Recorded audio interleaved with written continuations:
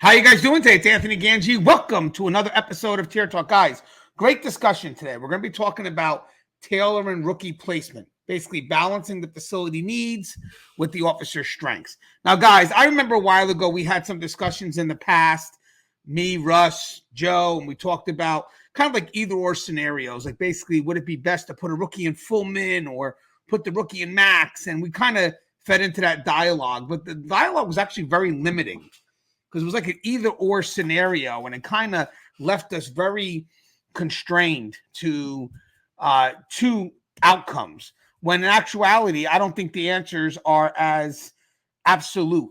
I think in today's world of corrections, we really got to understand who our rookies are, where their strengths are coming in, and how we can utilize that within our facility. So basically, we're going to meet the needs of the rookies in an effort to ultimately meet the needs of the facility. And I do think that probably is the way we need to do it now, a lot different than we've done in the past. In the past, it was how do we meet the facility's needs? This actually may be more towards how do we meet the rookies' needs in an effort to be effective. And I think that's a good way of looking at it now. Hopefully most people will see it that way, because either way, that's where it's changing. It's going into that direction. So this dialogue is going to cover some of the foundational skills we expect the rookies to have coming in. Again, we're not expecting these skills to be perfect at this point, but we're expecting them to kind of have that spark, and then good senior staff can help mold and cultivate those skills. And that also requires, where they're placed as well. So it's not just having a strong person next to them, but also making sure we're putting people in places where we can explore those strengths, at least at the beginning, so we can build confidence in them. And then maybe we could stretch them into areas that they may not be so comfortable with, but they seem to be building confidence. So in this case here, they'd be more willing to take the challenge as opposed to kind of just throwing them to the wolves and expecting them to survive and make it out.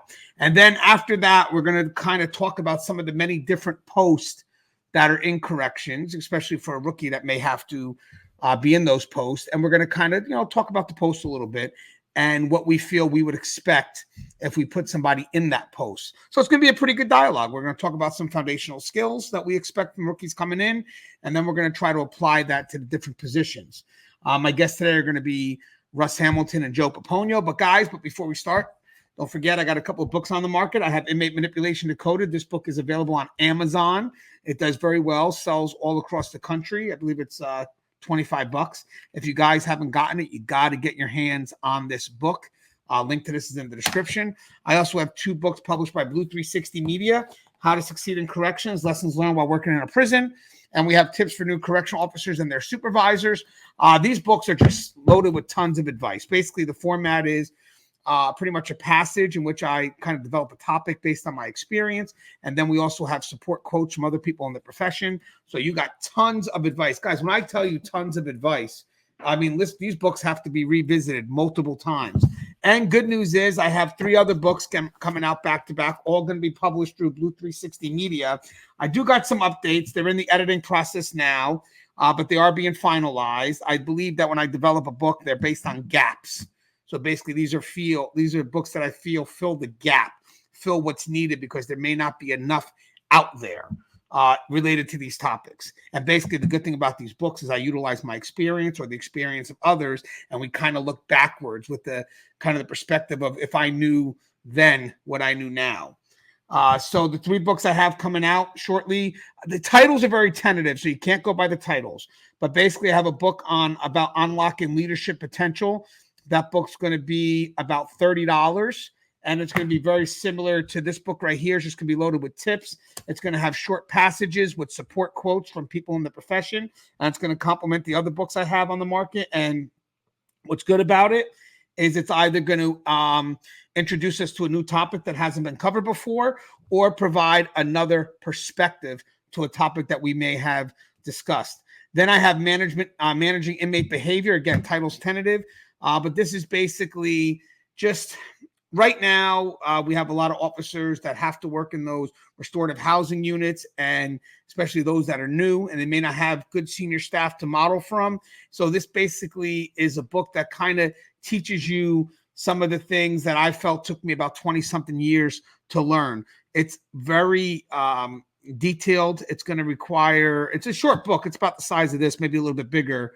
But it's going to require you going back and forth and reading it a few times to really understand the different concepts. And then the other book I got, Effective Report Writing, again, that title is very tentative, and that's $80. That's a very big book. That book, it was some work putting it together. I did get a nice little structure provided for me, but I kept on going back to try to add more things to it because I knew how we are in corrections.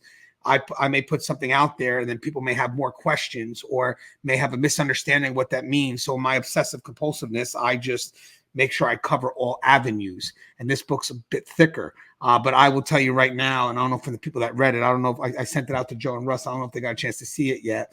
But like my other books, it's very comprehensive. Even the people that are publishing my book now are very impressed by all the details, and they really didn't know how complex report writing is. And to be honest with you, I didn't know how complex report writing was until I started diving into it. And one last thing, I must have made 20 corrections to my editor before we even went to the first round of editing. I sent them like 20 emails because I kept on changing something because I would read something. I'll say, you know what? Someone's going to think I mean this. Like, for example, we were talking about peer-to-peer review, which is great. But then someone else would probably bring up peer-to-peer review. Ain't that the same as collaborative report writing? And no. And then I explained the difference between that, how one is expected, you can do that, and the other, I wouldn't really do. But either way, I can't wait to get those books out. They should be out soon. Let me get Russ on. What's up, Russ? Hey there, Anthony. How's it going, sir? Good, Russ. You mind introducing yourself to our audience, please? Not at all. My name is Russ Hamilton. I'm a former and retired now sergeant from California Department of Corrections and Rehabilitation. I am also a former senior juvenile correctional officer. I currently work for a private company that does rehabilitation and reentry work for a local probation department and a local county jail where I am the case manager. And Housekeepers of Chaos? Keepers of Chaos is also my little baby, of which I am the founder. Oops, sorry about that, guys. Trying to get my phone to set up correctly here. And well, whatever angle you're at, Russ, you look sexy. That's what I'm told. I pay a lot of money for people to tell me that. So, all right. Anyway, and, you said Keepers of Chaos is going good? So Keepers of Chaos is on Facebook, and we are a group that does everything from training to content to history to mentoring, for correctional officers or any corrections professionals at all, teachers, nurses, all of that kind of thing. And so anyone that is involved in this field can come there and get some backup and some understanding and, a little bit of, training and making them safer and more secure in everything that they do. Yes, and it's a great group, guys. If you get a chance, it's definitely a reason to join Facebook. Trust me. I know we don't have a lot of reasons to join Facebook, but this would be one of them. And my other guest today is going to be Joe Paponia. But first, I want to say, Joe, I hope, Joe got COVID, but he still wants to do the show. So he's a little under the weather. But this is how dedicated he is to the mission. Me and Russ believe he did get COVID from hanging out with Joe Biden. Now Joe is going to deny it. Now Joe can't really do anything about what we're saying now, so we could talk a little bit. But Joe is going to actively deny that he hung out with Joe Biden. But we believe Joe Biden may be the only person who still has COVID in the world. So so sorry, Joe. What's up, it's Joe? Proof. Hey, finally let me out of the closet so I can speak. Holy damn. How you feeling, Joe? A little rough, but we'll make it one way or the other. You got a fever, you said, though, right? Mm-hmm. Yeah, fever and body aches. Is that it? Any breathing or anything? Nah, just fever and body aches. Guys, if you're from the outside looking in, people in corrections, man, we get COVID back to back. I've had it 5 or 6 times already. I think Joe's had it about 5 or 6 times by now. Right? Would you think so, Joe? Yeah, I think this is number 4 for me. And Russ, you've had it yet? Yeah, I think I've had it 4 or 5 times. You know, in the corrections environment, it's terrible. And even though I'm not, you know, now I'm back in the jail, but during the early stages of COVID, you know, I was around all kinds of people on probation, you know, and, you know, lots of methamphetamine addicts and that kind of thing. So, yeah, it's pretty intense. You know, you're around them, you're going to get it. Yep. Yeah. And Joe, you just mind introducing yourself again? Yes, sir. My name is Joe Pomponio. I am a retired lieutenant from the Texas Department of Corrections of 29 years. Currently working as a assistant jail administrator in our local sheriff's department jail division, and a panel member here for Tier Talk. Yes, and we love having you. Now, guys, we have a little bit to discuss today, and I just want to tell you where I feel people will benefit from this discussion. One, I think it will be good for rookies to kind of see, what may be expected of them, what they could be getting into a little bit more detailed. I'm talking about in regards to post. And also, I think this is good for management or leadership to try to get an understanding of this approach. And basically, this approach is, you know, who do we have coming into the profession at this point, and let's get to know them. Let's not treat everyone as the same, because everybody could be bringing in a different sets of skills, and let's see how this applies best to the facility. I don't think it's something that we have really done in the past, but I definitely think us moving forward may have to be one of the changes we have to make, because we want to keep these people connected to the profession. And most of the time, these people coming in may have a set of skills. They know what those set of skills are, and they want to get right in and start applying those skills. Now, granted, guys, the skills they have from the outside that they bring in still have to be cultivated, but it's good to see that there's a spark that we can go ahead with the proper mentorship or coaching, you know, create a nice internal flame. And again, I think this breaks us away from that absolute approach. Like when the rookies are coming in, it's best to put all of them there. I think if I could revisit those dialogues, because we all grow as we're doing these shows, I wouldn't have asked an either or question. Sometimes those either or questions trap you. So usually if I'm looking to problem solve, don't give me either or. Just tell me what the problem is, and then let's keep it open, because then what winds up happening is we may not realize it, but the either or aspect, limiting it to 2 choices, could trap us when the choice that we really need may not be within that either or scenario. All right, so I'll start with Russ first. Well, let me just do this first. See if we're all on the same page, Russ and Joe. So first, let's open up with this. Corrections is changing. Russ, and both you guys are still in the profession right now. Right now, we are in desperation mode. We're trying to get people in, so there is an adjustment from management or even the senior professionals that are on that front line to kind of see what they could do to keep the rookies motivated. But I would have to say, I think another approach right now is when you see the rookies coming in, to try to get to know them a little bit more than we've done in the past. Try to see where we could best apply them by really just seeing, you know, what they feel they could bring to the table, as opposed to back in the day, just really worrying about what the facility needs and just shoving people in spots because we need coverage. Would you agree with that, Russ, that there probably is going to be a shift now, and this actually, a topic like this could be very beneficial? Yeah, I think it's beneficial, you know, for those that are that you want to be plugged into the process. Those that, you know, want to try and do some actual, you know, career development, professional development and that sort of thing. And so I think, you know, someone willing to take a fresh look and see what your facility is doing and try and figure out, you know, hey, what would not just serve us best at the moment, but what will serve us best in the long run, and how can we do all of those great things like retention, et cetera, by training people and giving them opportunities and, putting them through the paces a little bit. You know, a little bit of stress is good. A little bit of stress with a lot of early on successes is even better. And, building people's confidence and putting them into a position where they're more safe individual in what they're doing. Yeah, you can't beat that. But just plugging them in anywhere and just being glad.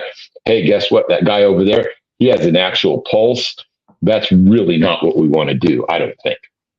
No, I agree. And guys, I actually think something like this could also be developed. Again, I'm going to say it into a course.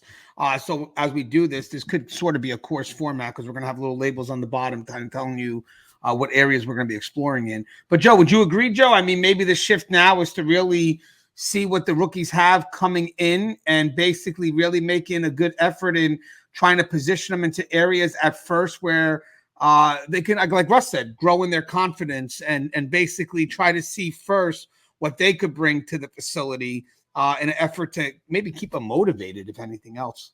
Yeah, I mean, 20 years ago, it wasn't as bad as it is now as far as staffing. It seems like pretty much all areas of the facility are understaffed. It used to be just certain shifts that were, 3 or 4 people short that needed to be fillers. And, now that we're so short, we're actually, trying to screen these people as they come in to find out what their pros and cons are off the bat so we can kind of best use them, to suit the facility's needs. And different people bring different things to the table. And that's, and I agree. I mean, I think that's something that we need to look at to see where we can put them that'll actually best suit the facility's needs. Now with that said, excuse me, with that said, they still need to get a chance to learn the entire picture. They need to know everything. Unfortunately, the new hires now want to come out of the gate charging, and they want to shake down the entire prison in one day and look for contraband. There's a lot of things that need to be learned prior to doing things like that. Rome wasn't built in a day, and neither were our careers. So, but yeah, I mean, I agree that we need to, screen them ahead of time, find out what their strengths and weaknesses are, and place them in a facility where they'll be best suited. Because I mean, some people have an uncanny ability for attention to detail. Some people have memory like an elephant. Some people can sniff out contraband from the other side of the unit. Everybody brings something to the table.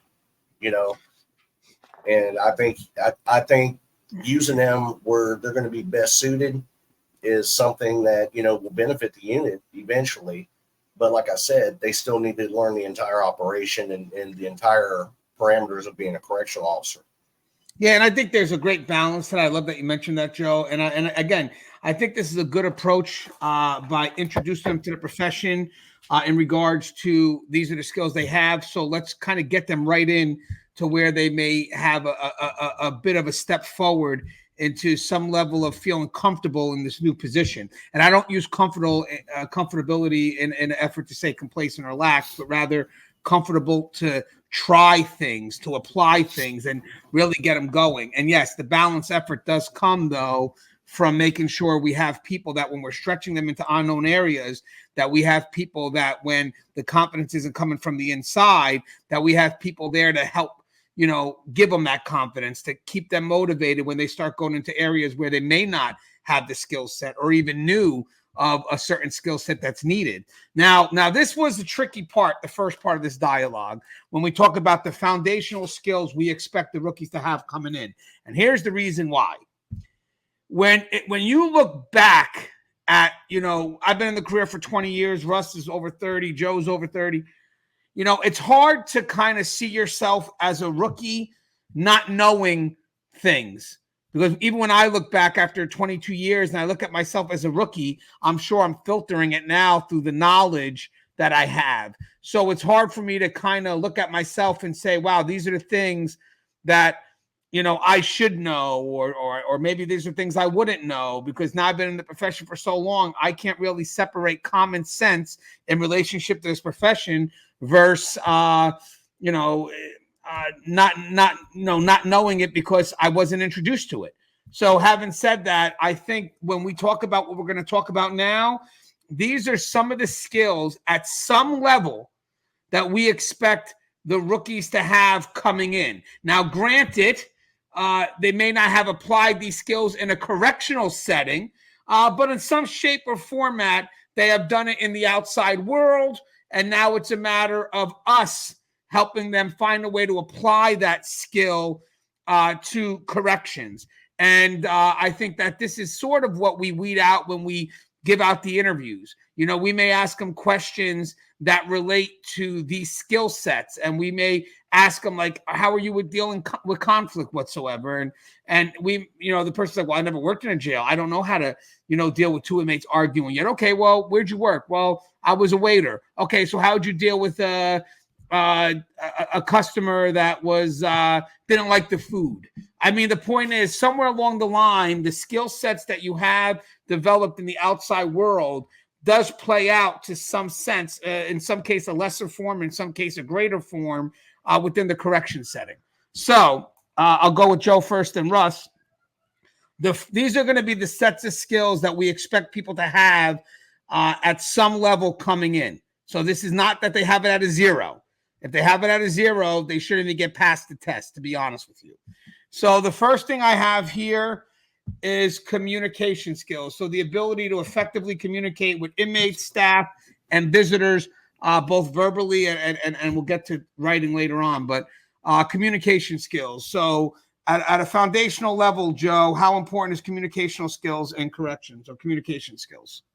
Communication skills is probably one of the most important key skills to have in this profession. Requires a lot of communication. Like you said, communication between yourself and the offender population, communication skills between yourself and staff, coworkers, supervisors. You got to be able to transfer direction, instructions, you know, dealing with visitors on a daily basis. You know, some deal with it just on the weekend. Some, you know, have visitation that runs all the time. You got to be able to communicate with the visitors too. Communicating as to, you know, why they're not getting a contact visit, why they're not allowed to enter the facility. You know, there's communication is such a big part of what we do. If you're not a good communicator, it's going to be a tough time for you, because, you know, being able to communicate is, like I said, it's one of our key foundations for our job. Without communication, we'd have chaos. And I want to mention, not everybody is going to excel at every one of the skills that we're going to go ahead and talk about now real quick. But the key here, though, is that we do complement each other. So having said that, if Russ is not the best communicator, but the next skill we'll talk about, which I'm giving directly to Russ, is situational awareness. You know, okay, well, then I'll step up when there's moments that come into play for this side. And then Russ could also step up when, you know, he's on that yard and he's making sure we're on point. Now, granted, we all play a role. I mean, it's not like I could say, well, I don't never need these skills.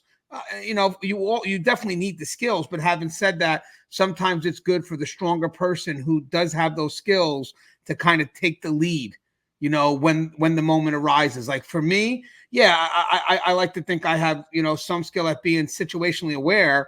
But I'm going to tell you something. If Russ was working with me and he was running that yard and he said, Ganj, I just saw A, B, C, D, I'm going to go ahead and be subordinate to Russ, because I know Russ just has that notch or that level above situational awareness that most people, he has more than most. Trust and believe. And that's not just from years of experience. It's just something Russ has. But okay, so let's just go to that next one, Russ. Situational awareness, so the ability to observe and assess the environment and detect potential threats or unusual behavior. So, I mean, I know that's something that can be cultivated, Russ, but what do you expect from a bare minimum from a rookie when it comes to situational awareness? Well, you know, hopefully most of these, you know, rookies have been, you know, put through the paces in some type of academy, hopefully, where, you know, some of that rudimentary stuff is taught. You know, when you get someone who at least you can see a spark in them, you know, a desire to kind of, you know, actually get in there and deal with the hustle and bustle of the things that go on inside of our environment. You know, and, you know, here we're talking specifically about situational awareness, but just a person who's willing to go out there and try and think about what they're seeing, try and sort it out, try and, you know, be functional in the role that they're providing, whatever that is, you know, with regards to answering inmate questions or, this, that, and the other thing, but also the ability to ask themselves why things are happening in the way that they're unfolding. And is that an indicator towards something else that might be going on? You want to be able to, have them, call and say, hey, I don't know exactly what's going on, but these guys seem a little bit more clustered up than usual, or maybe they notice that, there's no sports going on, there's no basketball being played, and just, kind of put them on the spot to be able to try and get in there and dissect each and everything that's going on the yard or inside the housing unit or wherever they are, and let them start to develop those skills. Some of them are going to be naturals at it. Some of them are going to get even better at it because they know they're not naturals and they have a desire to grow in the profession. And some people are just never going to get it. But that is one thing that we definitely want to try and look for, is people that can cultivate it within themselves. And then I'll do this one. I have for the next one here, conflict resolution. I know this is something that they may even ask you if you're being interviewed. I mean, this is really just, it says here, skills to de-escalate tense situations and manage conflicts between inmates or between inmates and staff. In corrections, guys, you can't avoid conflict. I mean, to be honest with you, you're going to chase conflict. I mean, we teach our rookies right off the bat, to set that template, write those charges, say no. But again, it's also how you deliver the no. I mean, at the end of the day, you are dealing with human beings. So with that said, you're chasing conflict, but you're also doing it in a manner where it's professional and respectful. I mean, believe it or not, most inmates expect officers to do their job. I mean, that's why they don't do their shit out in the open. So they expect you to approach them. They expect you to correct them. The moment they start doing shit right in front of you, it's because they lowered their expectations of you. I'm going to tell you that right now, because inmates expect you to step up, and that's why they do shit covertly. I mean, I may expect Russ to come down on me, so I'm just going to be a little bit more sneaky. But when inmates are starting to do that right in front of you with no care in the world, then they lowered those expectations about you, those expectations that require you to be more effective at the job. But with that said, conflict resolution here is just being able to embrace the fact that you're going to have to deal with conflict, but you're going to have to deal with it in a manner that's professional, in an effort to react or resolve, depending on, I would say more for resolve for conflict. Reaction would be something a little bit different, more of an emergent situation. But with that said, if you don't have the ability to de-escalate, if you choose to avoid conflict, at this point here, I don't think you're going to fit well in corrections. And I will say this, if I could say that there are certain foundational skills that really have to kind of be with everyone, I would say we talked about situational awareness at some level, communication at some level, conflict resolution at some level. So these are all skills that need to be present in each person in order to be effective at the job. But again, some people may be stronger at others. I would say when there's time, if you feel that you're not strong in some of these areas, conflict resolution would be one area that I would tell you need to work on. That's one area. And then I'm sure Russ would say situation. I'm sure we all would say something. But for me, if you're not willing to step up and embrace conflict and really look to play that role, then you really shouldn't be in this profession, because this is going to come your way regardless or not. Either you're going to, confront something that's going to cause conflict, or conflict's just going to come in your face. So I think these are that's one of the foundational skills that may be required at a very high level. If I was, rating you on a test and I'm looking at the interview, I put a lot of weight on situational awareness. I put a lot of weight on communication, but I do put a lot of weight, a lot of weight on your ability to resolve conflict. Now we'll go to Russ first. I'm going to kind of alternate a little bit. I got for the next one, Russ, I got stress management. What's your thoughts on that? Being able to manage stressful situations and also, basically also taking care of your health in the process. So, it's one of those things where you're going to be stressed every single day. And I don't care whether it's a level 1 or a level 4. The only thing that's going to change is going to be, perhaps the amount of stress. The real problem with stress is when you never get a break from it, it can be really debilitating, and it can harm you in all kinds of ways. I have known quite a number of correctional officers that have ended up killing themselves. And so this is a serious business that we're in. But the real problem is oftentimes we underestimate the danger that we present to our own selves. So stress management is something that you have to be really intentional about, and you really have to think about what it is that you're doing. You have to make time for yourself. You have to care for your own person, and you have to be, willing to really institute that. And it's very difficult when you are working on your second or third 16-hour shift in a week. Self-care goes out the window. It's really easy because you just can't manage it anymore. That's why you really truly have to step up and do those intentional things. But find something that works for you. For me, naturally, it's working out. It's also when I'm thinking about it and being intentional about it, it's doing breathing exercises. It's making sure that I get out of the house and go on a hike, go on a walk. It's spending time with my wife and finding things that we can enjoy together, and making sure that we have a way to limit and interrupt that stress cycle so that it's not there 24/7, 365 all week long. We know that we have a weekend coming. We know that first thing in the morning, I'm going to be, out there, hitting the gym. So really it's about self-care and finding stress management strategies.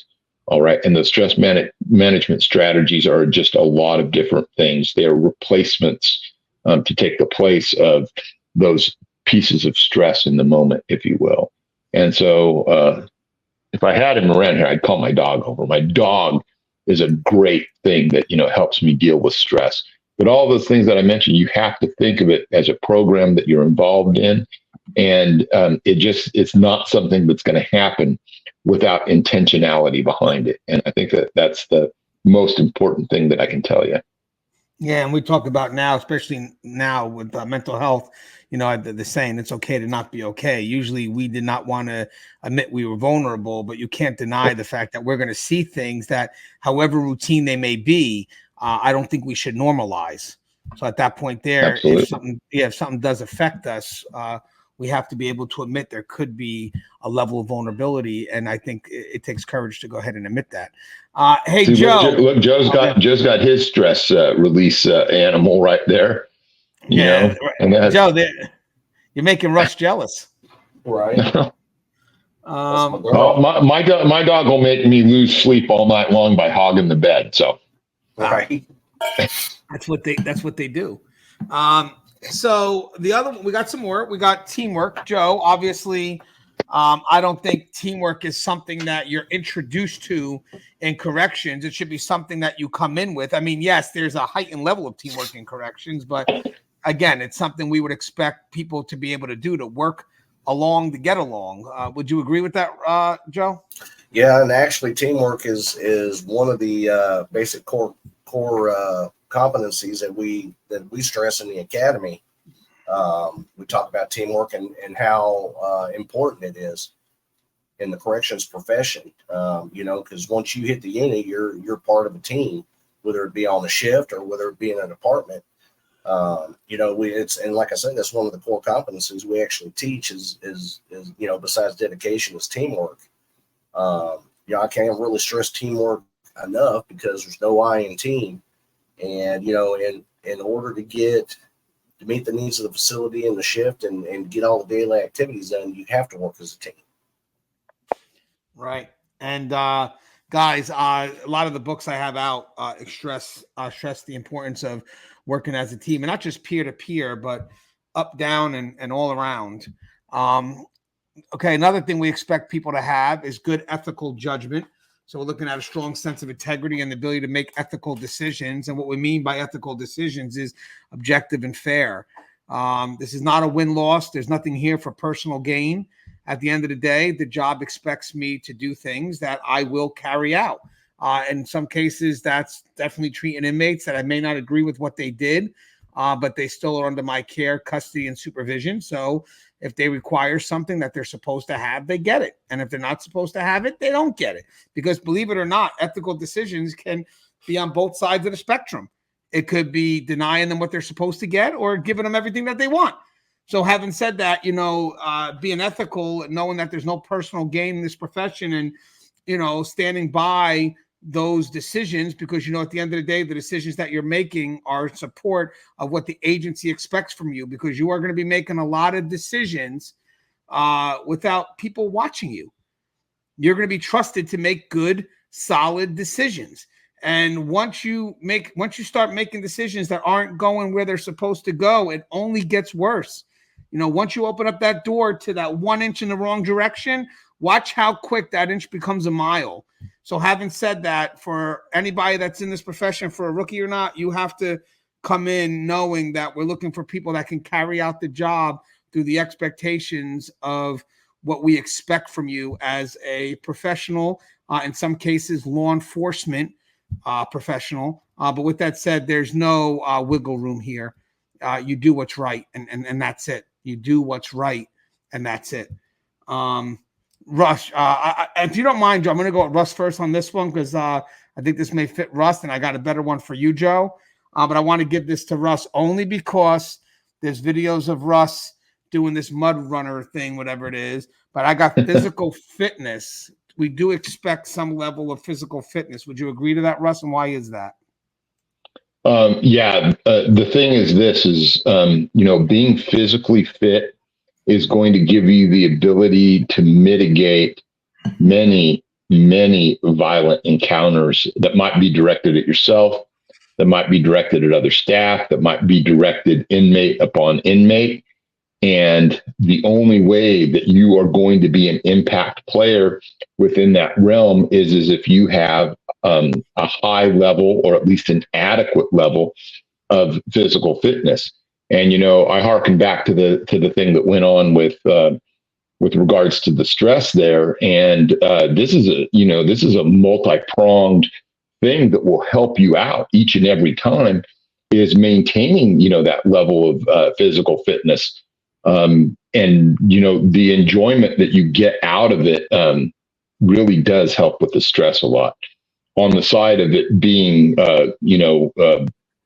useful for you within the type of environment that we work, there's no other substitute. We do get a lot of different tools that we can use. OC pepper spray is great. The tasers are great. The batons are great. Some of the protective equipment for us is great. But in the end, the thing that makes all of those things function better is that level of physical fitness.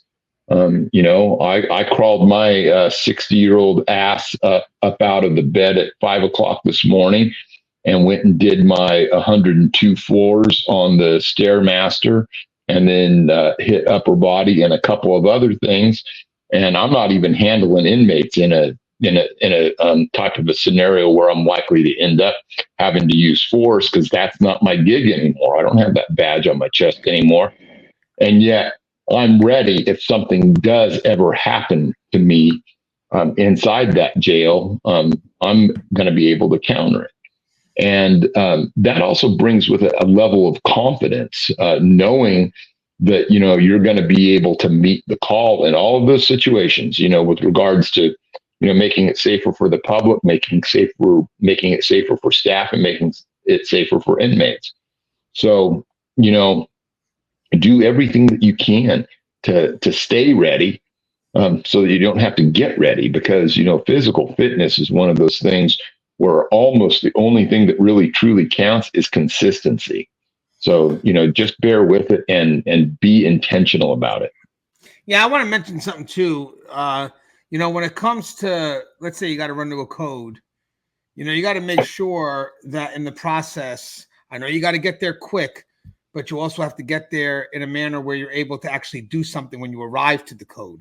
I've seen a lot of people Yes. sprint because they want to be the fastest one on the compound. But at the end of the day, then they get to the code and they're of no use because they've exerted all their energy running to the code. Like for me, I like what Russ said. I can't really talk too much about physical fitness, but I'm adequate. I'm pretty hyper. I do what needs to get done, but I'm not in the gym every day like I should be, and that's a flaw.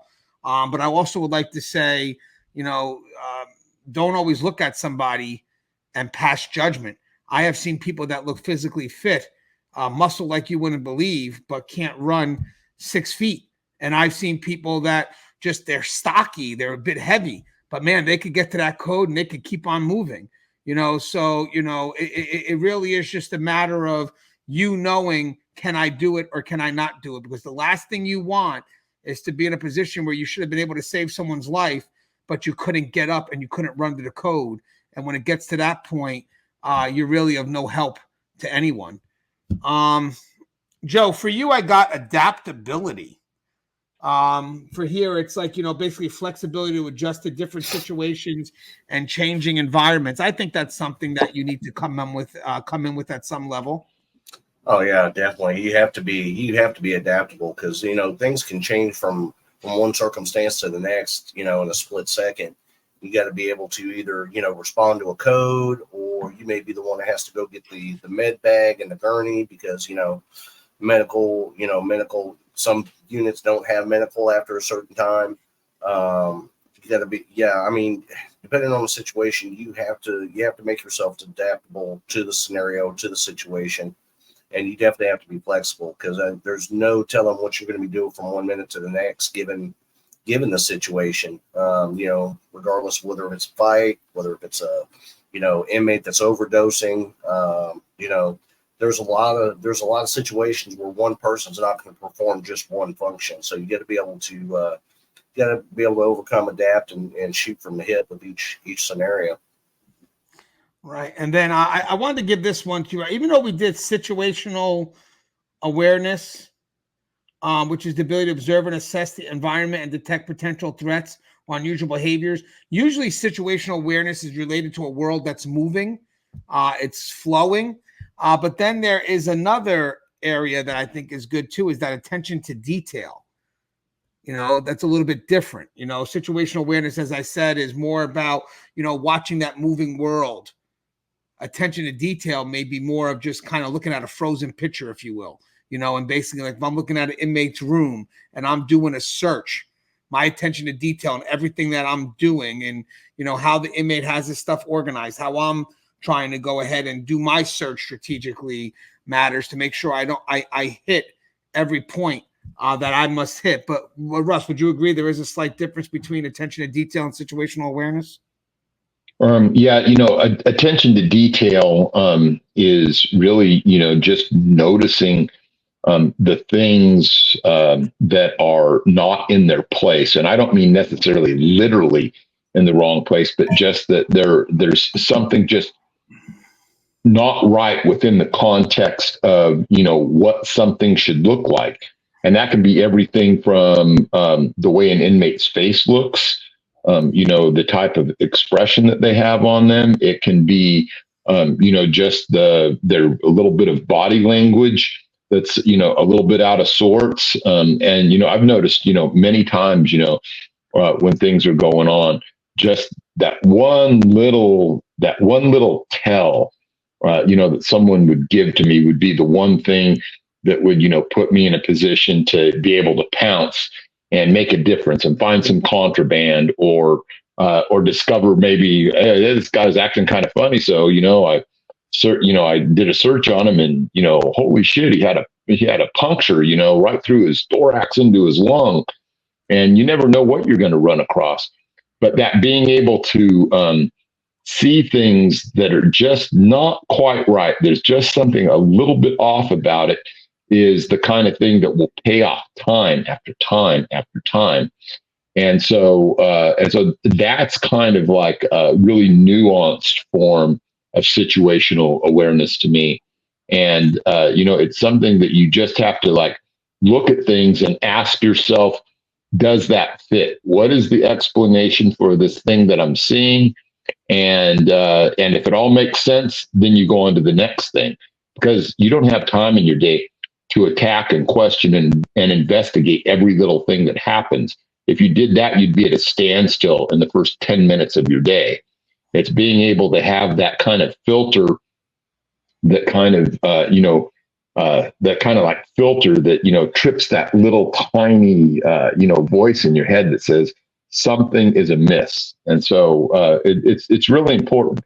And some people will never develop that. Some people, and they make fine serviceable officers, but they just don't have that. They're not able to see what it is that I saw, no matter how many times I explain it to them. Yeah, like that. How about that little screw that's a little too loose on the vent, or the powder that's got a little bit of loose lid? That attention to details matter, because again, you open up that screw and behind the vent there's tons of contraband. I'll tell you, I had one really, because this really is a good example to me, at least. I had this officer. She asked me to show her how I found cell phones, and so I said, well, just come and walk with me. And we went into this dorm, and I'll make this really short. And and I waited to see, and make sure that everyone had the exact correct amount of attention on me as we went into that dorm. And then this one guy, he had been getting up, and he looked back, and that's exactly what he should have done, is he looked back. And then he looked back a second time, and right then I pounced. And yes, he had a cell phone. And it was just that little thing, look once and it was cool, and look twice, and I instantly knew. But being able to explain that to her and have her see it how I saw it, it just can't always be done. You can't always teach that. Well, remember what you said when it comes to attentional detail and situational awareness. I think attentional detail is a shift from the norm, Mm-hmm. and then situational awareness, just being aware of the world that moves around you, where attention to detail is more of, hey, this doesn't look the way it should be. Exactly. There's a shift.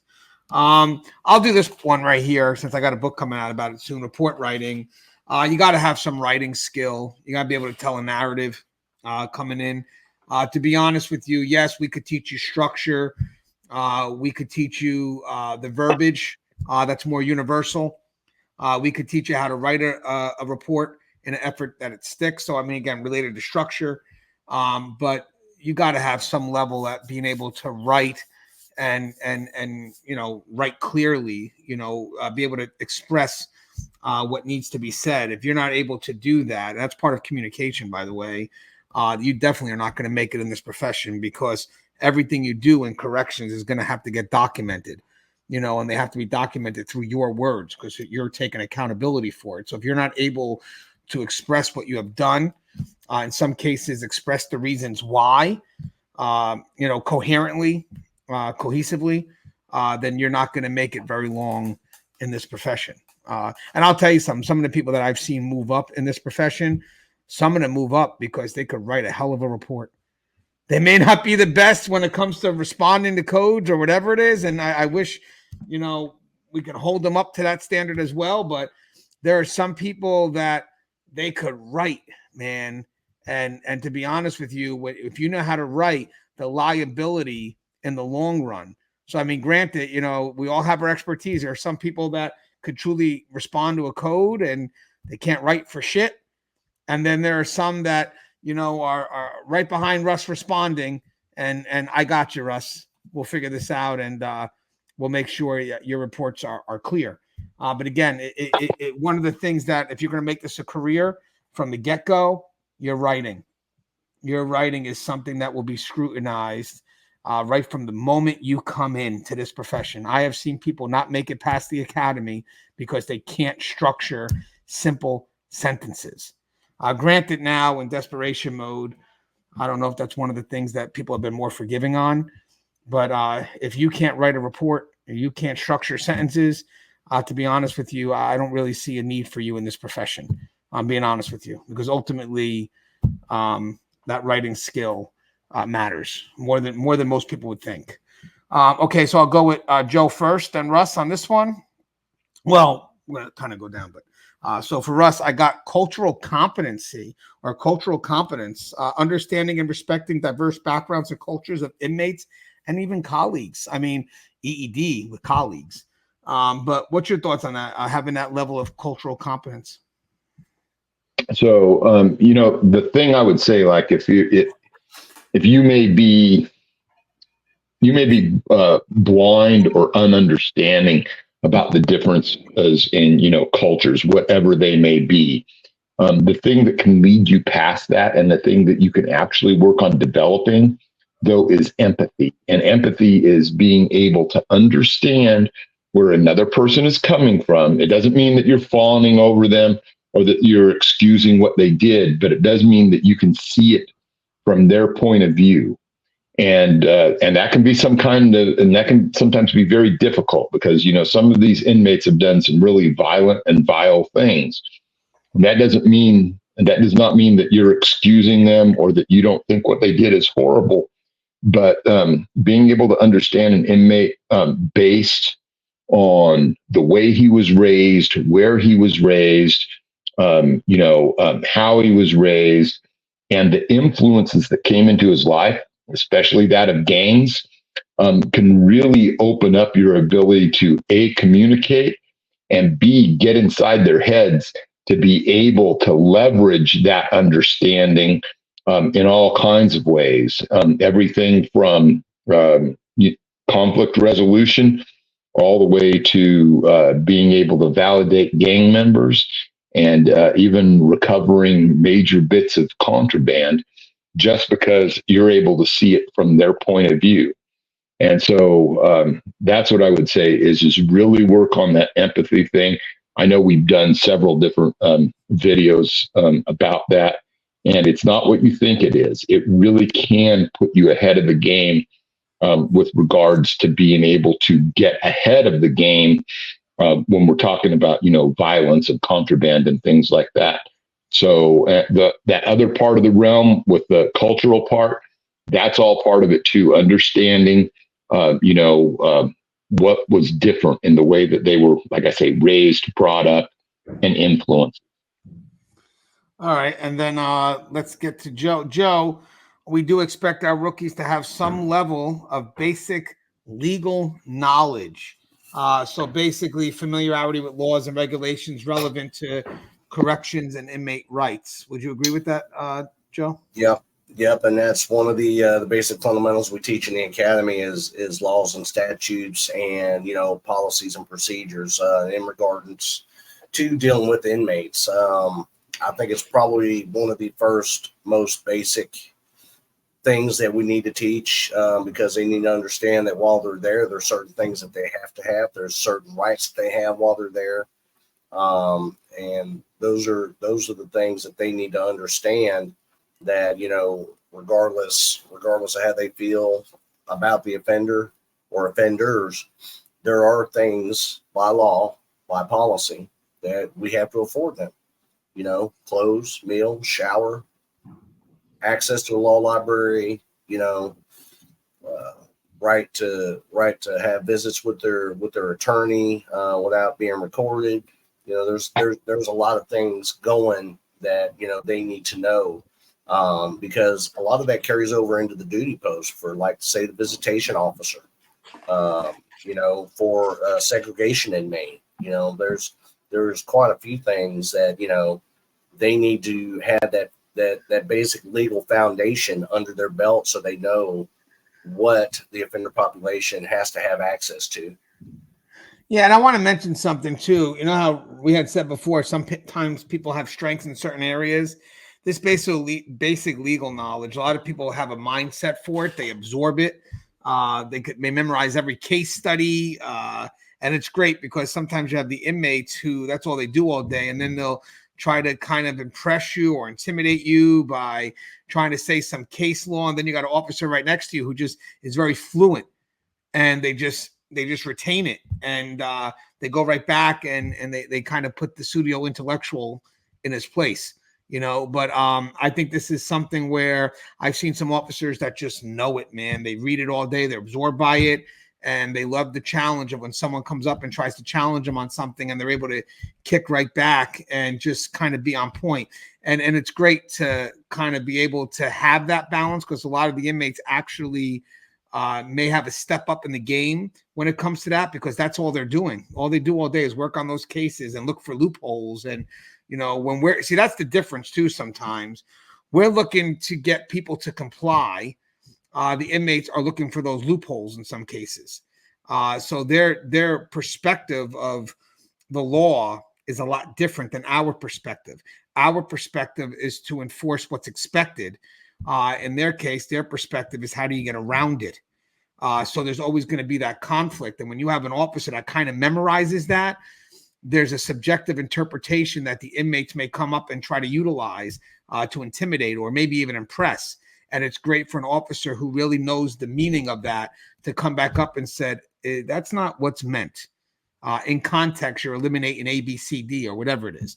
And I know Russ is very big on case laws and stuff too. I know that maybe that could be one day, if you ever need, Russ could teach some of the case laws that are relevant into why we do what we do. Russ, for you, I got, actually, no, we're going to go Joe first and Russ, because I got a good one for both of you guys. So Joe first. First aid and CPR is a must too. Would you agree with that? Absolutely. We're at a time in our correctional history where we're seeing multiple overdoses a day. Unfortunately, suicides are up across the country. Assaults are up across the country within the confinement facilities. Knowing basic first aid and CPR could save a life. It could save your coworker's life. It could save anybody's life in that facility. And it's definitely something that you need to always remember and retain. That's probably one of to me, it's high up there on the priority list. I've been able to save a couple of offenders. We've been able to save a staff member who had a heart attack, giving CPR and first aid. It's beneficial. It's more than beneficial. All right, and then, hey, Russ, I got before we go to the last two skills, because the second part of the dialogue is going to go over the post. I also text you the skills. So later on, when we go to discuss the post, I think it'll be pretty unique for us to go ahead and look at the skills and figure out what skills best apply to those posts. Because by the way, guys, when you come to the post, it's not just going to be one defined skill. It's going to be a group of skills, but maybe one is truly foundational and all skills after that work off that. But Russ, I have problem solving skills. What's your thoughts on that?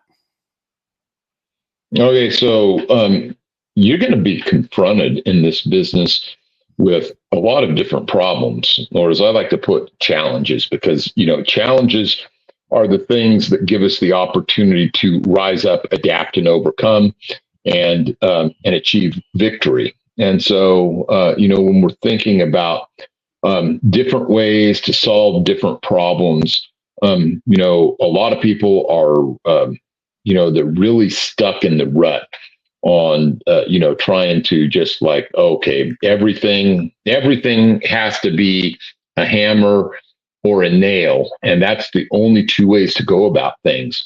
What we really would like to cultivate in this business are people who can think outside the box and come up with new and unique ways to do things, and to actually, apply unique solutions to age-old problems.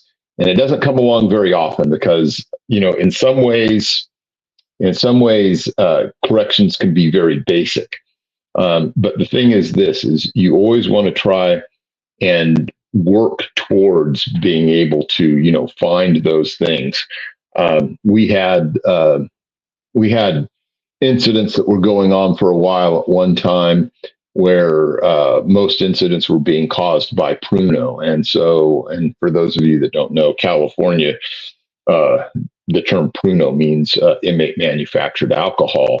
And so what we were doing is we would find these, mass pruno making capabilities in these dorms that I was over. And what we would do is we would then take the communal television set, and the amount of fights and things dropped precipitously. And then someone managed to grieve it and say, well, that's punishing every single inmate and it's causing problems, because then the person that was making the pruno could be hurt. And that much was probably true to a degree. And yet, that was stopping a lot of the violence. And so then the next thing we have to do is we have to make sure that, hey, you know what, you're not going out of this dining area with any more fruit and any more juice. And so then that started stopping it. And so it's just like they're going to find a way if you find a way to build a better mousetrap, they'll find a way to build a better mouse. And so there's a lot of that goes on. One of the things that we used to do all the time too, and it comes back to pruno, just shows you how much of a problem it is we would take all of our trash bags, because the inmates would have access to trash bags because they had to go through and there'd be crews that were scooping it up and stuff. And so we were taking, paper punchers, and we would put all the bags in there and punch, massive amounts of holes in them. And could they get around that? Yeah, but it made the bags leaky and it made it harder to use. And so once again, it was more difficult for them to make their pruno. So being able to, just think in place like that really puts you into a position where you are solving things. And sometimes your solutions will work forever, and sometimes they may only work for a couple of weeks. But, always be thinking about it. Oh, you're muted. I got you. You're muted. You got me. Damn it. Joe will be right back. I added two more real quick. I added technological proficiency more now than ever. I mean, we're now in the age where technology is very involved in what we do. I don't see it going anywhere. I think it's only going to get more involved as we move forward. So you got to have some knowledge of how to kind of maneuver around the stuff that's being introduced. So got to have some computer savviness. And I wanted to add one more that came to my mind just now, organizational skills. You have to be organized. I mean, corrections is forever moving. If you're not organized in what you do, you're going to get caught up in the clutter. And we'll go into that a little bit later, more on organizational skills. But I think that you're going to find organizational skills, communication skills, situational awareness. A lot of these are going to be extremely foundational and could be applied to the 20 different posts that we're now going to mention. So the next part of the dialogue is going to be a little fun. I text Joe and Russ the skills that we just talked about. The only one that wasn't in the one I text you was organizational skills. It came to my mind just now. And I thought what would be great is we'll go over quickly the different posts, and then we'll go ahead and we'll list, maybe all of us will quickly discuss if we only have one skill. So if I'm the management and right now I'm looking for that foundational skill that I want in that post. Now, granted, obviously we don't work with isolated skills, but just to have a little fun with it, just to see where the priority is and see where our mindset goes. We'll talk about what we feel may be the strongest foundational skill, and then we could also bring in the supports. But basically, I'm going to kind of go back on my word a little bit, kind of make it like an either or thing. But so we'll go over the different posts, and I'll say, okay, Russ, if you can only pick one, and we know that, as I said, there's many, but just to have a fun dialogue here, it would be good to see what we feel may be the most important. But then we'll go ahead, to be fair, we'll also name the other secondary foundational stuff that we feel you need. Now, granted, all of them could probably apply at any post, but in an effort to kind of have a good dialogue here and just to kind of step into something that we've never stepped into before, I thought that this could be a little bit fun. Okay, so give me a second. Okay, so the first spot I got is housing unit. And I kind of separated in both maximum or minimum. But if you guys could only choose, now mind you guys, Obviously, we'll talk about the other areas of strength or skills that you need to be effective here, at least from the get-go. Good starting points. But out of curiosity, I kind of want to see where we each view as maybe that most foundational skill, and then all the other skills kind of build off that. So if you're watching this right now, it'd be great for you to kind of also put your comments into what you see maybe the priority skill. So basically, without this skill in this area, nothing else matters. That's the key. But again, we all know that they work in partnership. This is just to have a little fun. So, Russ, for housing unit in a maximum security setting, what are we looking at here? What do you think is the most dominant skill that's needed? So, I could like pick, default things like situational awareness or something like that. But is that one even on here? Yeah, it's on there. It's on there. I gave it to you. Okay. But instead of, trying to jump to what I would think would be, because, I'm always about safety and security. I think I wanted to back off and like number 2 for me would be like communication skills, but I'm going to pick something a little bit more out of left field here. And I'm going to pick adaptability, because I just think that, being able to play to a lot of different strengths and scenarios with that adaptability in an environment, and I don't care whether it's max or min. That's something you really need, and that's something that would really stand out to me if I was looking at my young officers and trying to decide, hey, this guy, he's really adaptable and he's flexible and he can do a multitude of different things. That would be a great skill in a housing unit. All right. I love that. I totally agree with that, especially during those. And by the way, when we're talking about maximum, we're not talking about the restorative housing units or the isolated confinement unit. We're just talking about max housing units. So basically, those are inmates that may have longer time, could be more violent, but yet they're still in GP because they haven't really committed any infractions just yet at this moment. What do you got, Joe? What would be your number one? A maximum GP housing? For me, I'd probably have to go with conflict resolution, especially on a max wing. There's always going to be problems that arise. After walking the runs and walking the tears, one, got fed more than the other, or one didn't get this, one didn't get that. You got to be able to resolve conflict on the fly, especially on a max wing. All right, I'm going to do for myself. I'm going to do something. You're going to kind of know kind of where my bias is. The reason why I'm going to say communication skills for the maximum security unit is because I do believe, from my experience, the officers that know how to communicate, that really know how to get that respect because it's been earned, really can effectively run those units. Now, as a rookie, I think that's what's sometimes we expect a rookie to come in with good communication skills, and they could have it, but they haven't earned the respect from the inmates yet. So I think there's a balance of good communication with the respect of just knowing that officer and dealing with that officer through the course of time. So I do know, again, having good communication skills partner well as you progress in your field or you progress in your position, and you start to kind of reach those expectations of just being that professional. So for me, communication skills matter.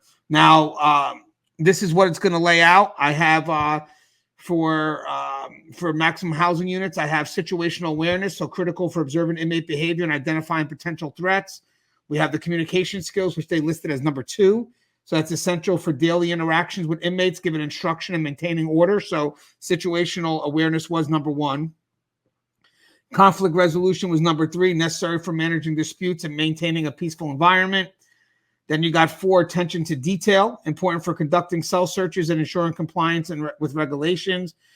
Ethical judgment, that's number 5, vital for maintaining integrity and making fair decisions. 6 is cultural competence, important for understanding and respecting the diverse backgrounds of the inmates. And 7, which was organizational skills, needed for managing schedules, keeping records, and ensuring smooth operations. Now, granted, nothing's really definitive here. It's all just a bias or a perspective, but I thought it was pretty unique just to kind of see where we thought. But again, these are all these things that really could take priority depending on the moment. But having said that, it's great to see us kind of say, well, you know what? This is what I expect. So if I was a supervisor, and let's say I was Russ is going to expect, if Russ wants to put someone into a maximum security unit, look at all the differences here right now. Russ is going to be looking for, which was, Russ, yours was what? Adaptability, correct? Yes. So Russ is looking for someone to adapt. Now, all of a sudden I'm running the shift the next day, and I put someone else in the unit because I'm looking for them to be a good communicator, because I figure it could be something that we can cultivate in the long term. And then you get Joe, who wants conflict resolution, which could fall into communication. But with that said, look at all the different perspectives. And now if all of us supervisors are working together and we're communicating and we know what we expect, then maybe we could start bringing that consistency down to the front line. Because as I said, we're all looking right now. If me, Russ, and Joe were all supervising the same area to some extent at whatever level, a structured rank, we all be looking for different things from our rookie staff. So we'd be placing people different because of what we're expecting. Like, Ganji is great at communicating, but he doesn't really shift and adjust, or wow, this guy could really change, man, could really make decisions on the fly. But man, when there's conflict, he just seems to run away from it.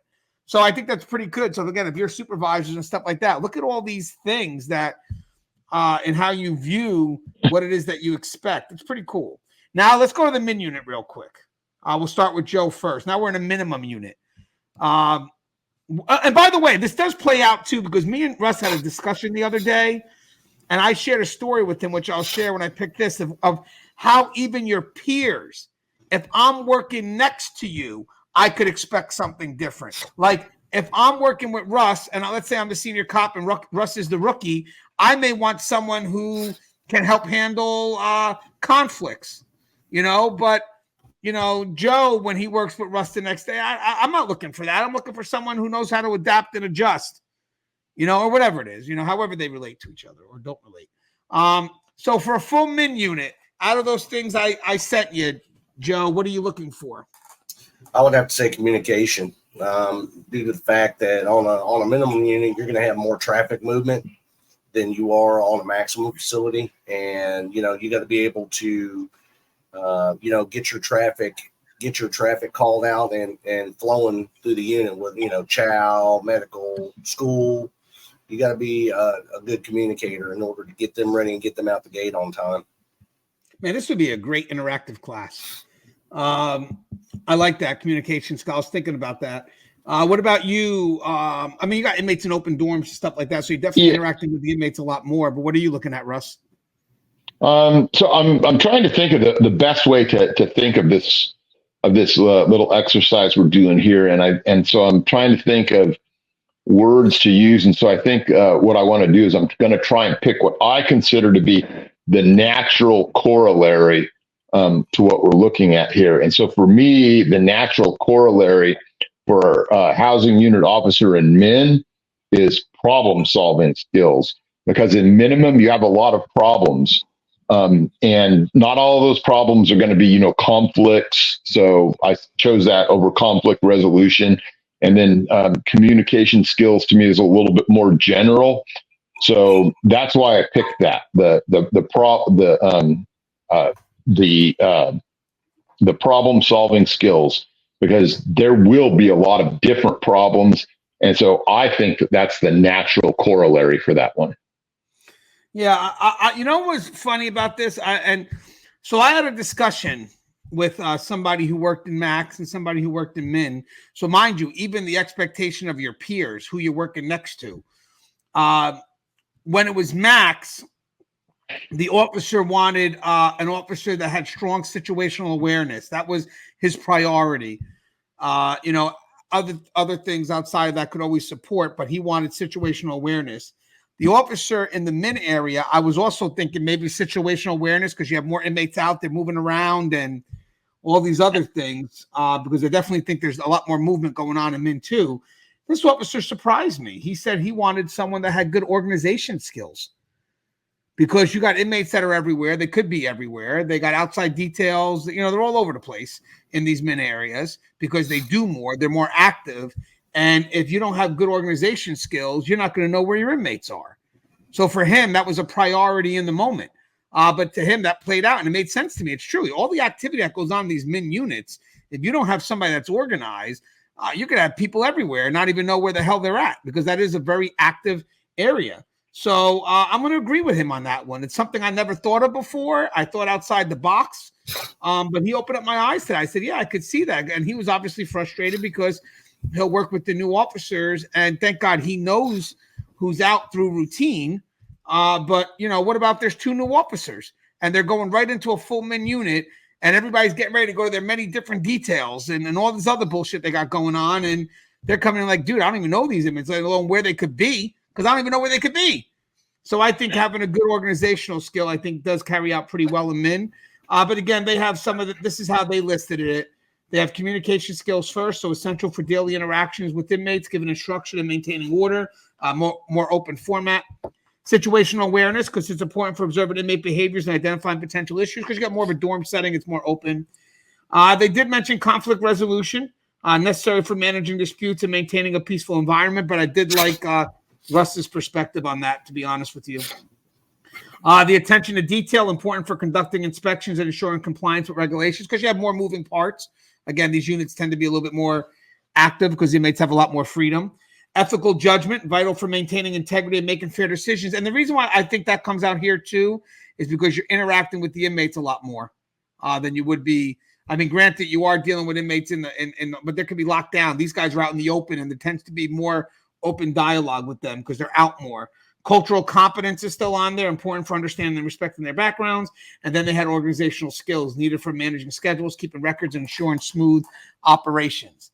So I love what we're doing right now, guys. It's been never done before. I think there's definitely could be a class that we could do one day because it's fun. This is fun. I mean, granted, again, just want to reiterate, all these skills matter, but it's great to kind of see what people may prioritize, because I think that does go into place when you assign someone to a unit and you may look at them like, man, that rookie's not being effective. But what are you expecting from them? You know, have we ever asked our management that? Like, hey, you said that rookie's not being effective. I think they are being effective. So what is it that you're expecting from the rookie?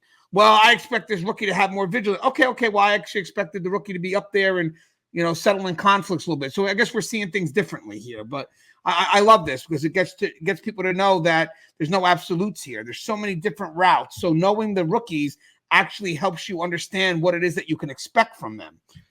Okay, so the next one we got is the control room officer.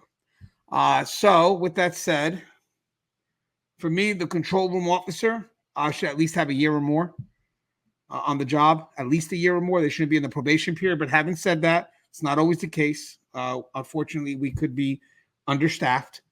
So let's go with Russ first. Russ, for the control room officer, what do you want? Okay, so for me on this one, the natural corollary is the organizational skills. Your control booth kind of person there. They're going to have to, get right in there, immediately start to work. They're going to have to do the changeover inventory. And that means they're going to have to know where everything is. They're going to have to, understand the design of the board and which cells, on the board are supposed to stay closed off, which ones control which.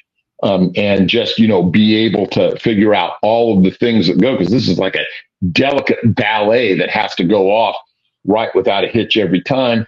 And so they have to know, okay, in 20 minutes, we're going to do a count. And then 30 minutes after that, we're sending everyone to chow. And then we're going to do another in and out. And so those skills really do count. So for me, that's the natural corollary, is those organizational skills. What do you got, Joe? I love that, Russ. For me, it's going to be attention to detail. Oh, there it is. You're watching, at one point, like, my correctional facility, you can be looking at anywhere between 25 to 35 cameras at one time, running a control board. taking phone calls, taking radio traffic, visitors coming up to the window. You got to have an attention for detail, especially when you're running that control board. You got to be able to see the small things on the small screens, notice when things are out of the norm, when you have a problem that needs to be solved, when you need to get staff to a certain area. Definitely attention to detail. All right, so so you know what? I love what we're doing here because I don't want to pick something that's the same one. So I'm actually going to go outside the box like Russ did at the very beginning a little bit. I'm going to say stress management. When I remember being an officer and, waiting for certain things coming from the control booth, like whether you're waiting to be issued your radios or whatnot, and there's just a lot of stuff going on. And the people behind that window were not always the friendliest. They weren't always the nice. It's true, man. They weren't always the nicest individuals. And I think it is a lot of stress there. And I like what you guys said, having organizational skills, maybe that eases out on the stress. I mean, a lot of people that may not have it and that could add to the stress. But I think if you can't handle stress in that position, nothing else matters. It could be a very stressful position because, you could be so focused on trying to do this and those damn codes go off, and it's just constantly being able to have to battle so many things. And also if you're the control officer, you're answering directly to probably the lieutenant, whoever's running the shift, and they want answers immediately, so you got the added pressure of just not knowing. So I would say stress management for me. This is what they got. Situational awareness, most important for monitoring cameras, identifying security breaches. Technological proficiency, essential for operating surveillance and communication. A lot of this stuff does come from that control booth and those cameras, so you got to be able to download those footages or whatnot. Attention to detail, crucial for monitoring multiple screens and noticing unusual activities. That's just part of the job. There's a lot more to a control booth than just that. Stress management, important for remaining calm during emergencies and coordinating responses. Communication skills, needed for relaying information and instructions accurately. Because they could be the one that talks directly to staff, or sometimes you may have the supervisor, but sometimes it's the control officer announcing whatever it is, code or whatever it is. And organizational skills, helpful for maintaining logs and records efficiently, which is what Russ said. That's a good one. All right, now here's a unique one. Let's do booking and intake, and I'll go with Joe first. Organizational skills, definitely. When an arrestee comes in, you got to be able to assess their medical, their medical and psychological needs. You got to be able to ask certain questions. You got to be able to, get them processed. There's a lot of things going on in booking and intake, taking pictures, doing phone calls. The hardest part to booking and intake is probably the initial assessments that we're required to give them. It's probably a list of about 25 questions. So you got to be able to get through that while you're dealing with radio traffic, while you're dealing with phone calls, loved ones calling, trying to see if somebody's made bond yet, or you've been seen by a judge, or, so definitely an organizational skill spot for sure. And guys, if you're a jail that does your intake and booking, expect that same officer to do constant watch observations or close watch observations. Stop. It's too much. You can't multitask like that. You can't do it. Even if they set an alarm, you just can't do it. What do you got on that one, Russ? So I think Joe is spot on that. But something that I was just thinking that would be a real natural corollary there, especially with what we've got going on today with fentanyl and things like that. First aid and CPR, having a person in there that knows that and that can respond appropriately to those types of situations. And like when Joe was talking about, doing an assessment, a lot of those assessments are mental assessments because we're worried about whether they're going to be homicidal or suicidal. And they are also, medical assessments because, we've got our diabetics and everything else in the midst of that. So I think having someone that is up on their first aid and CPR would be invaluable in a situation like that. So wait, hold on. So Joe, real quick, out of curiosity, if you got a guy that's on an officer that's unorganized, but he saves the life of an inmate that kind of overdoses coming into intake, who do you choose? You want the organized guy or the guy that can save a life? Well, in my booking department, I have two people in there, so hopefully one can do one while the other. Hopefully one can do one while the other, while they're pumping away on his chest or asking if he's, got any psychological backgrounds or.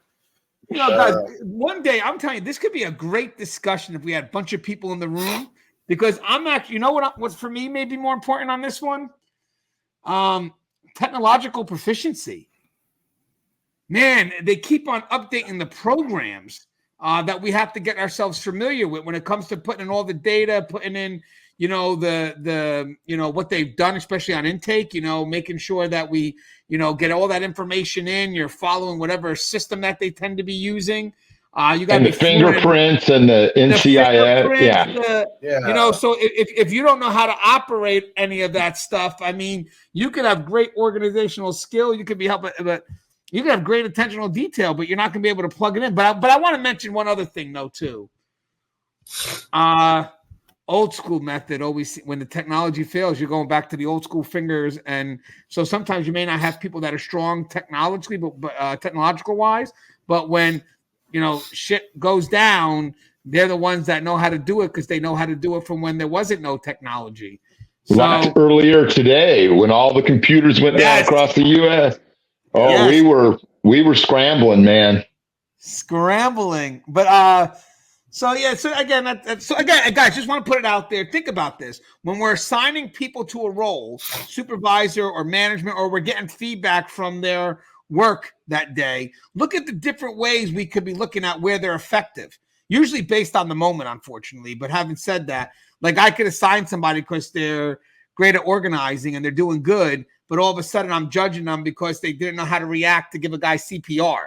It's like they were great for 5 days. They were awesome. But then this guy had CPR. It's like, oh, well, he's shit. Well, he wasn't shit 5 days ago. It's just a situation occurred in which it wasn't his strength. So having said that, it's funny how things could shift based on the situation. You could swear this person's great because they meet this expectation of what you want in that position. But all of a sudden a situation occurs that shifts what's needed or shifts the skill set. And now we generalize that person as being crap because they didn't have strength in that area. This is great. It's a great dialogue, man. I'm having fun here. I'll go with Russ on this one first. Escort officer.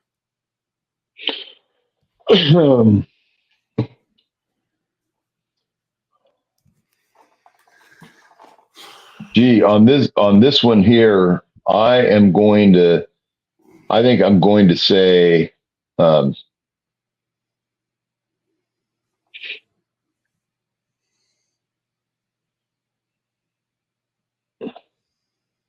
going to say situational awareness.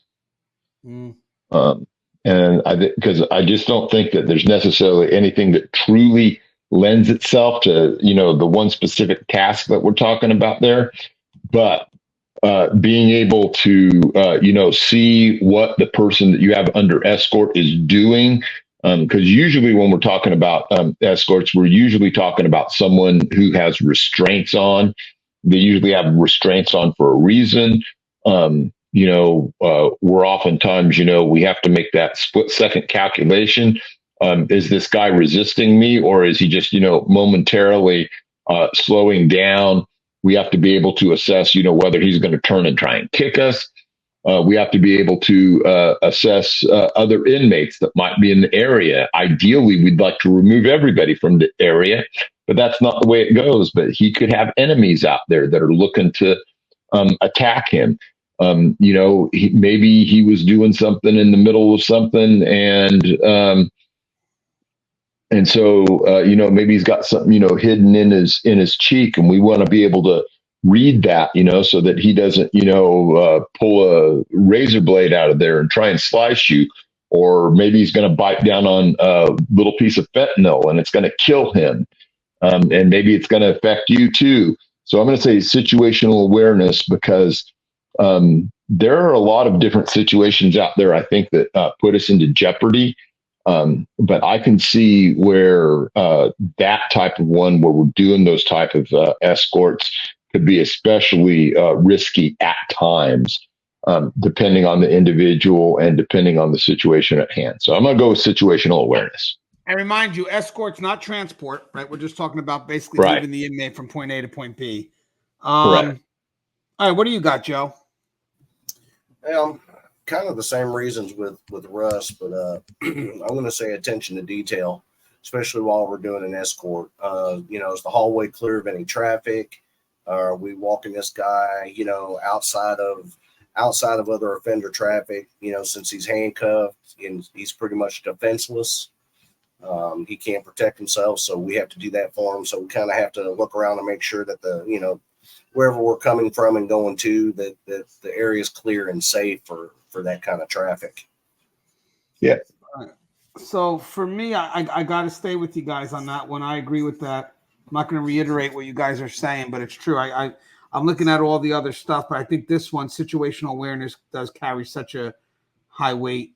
Guys, just real quick I forgot to say it. We did control room, but to go back to the booking and intake, they had attention to detail essential for accurately documenting inmate information, communication skill, key for processing new inmates and explaining procedures, technological proficiency, important for using booking software and other relevant technology, ethical judgment, important for fair and consistent processing of inmates, conflict resolution, necessary for handling potentially tense situations during intake, cultural competence, again, helpful for interacting with inmates from diverse backgrounds, organizational skills needed for managing paperwork and maintaining orderly intake.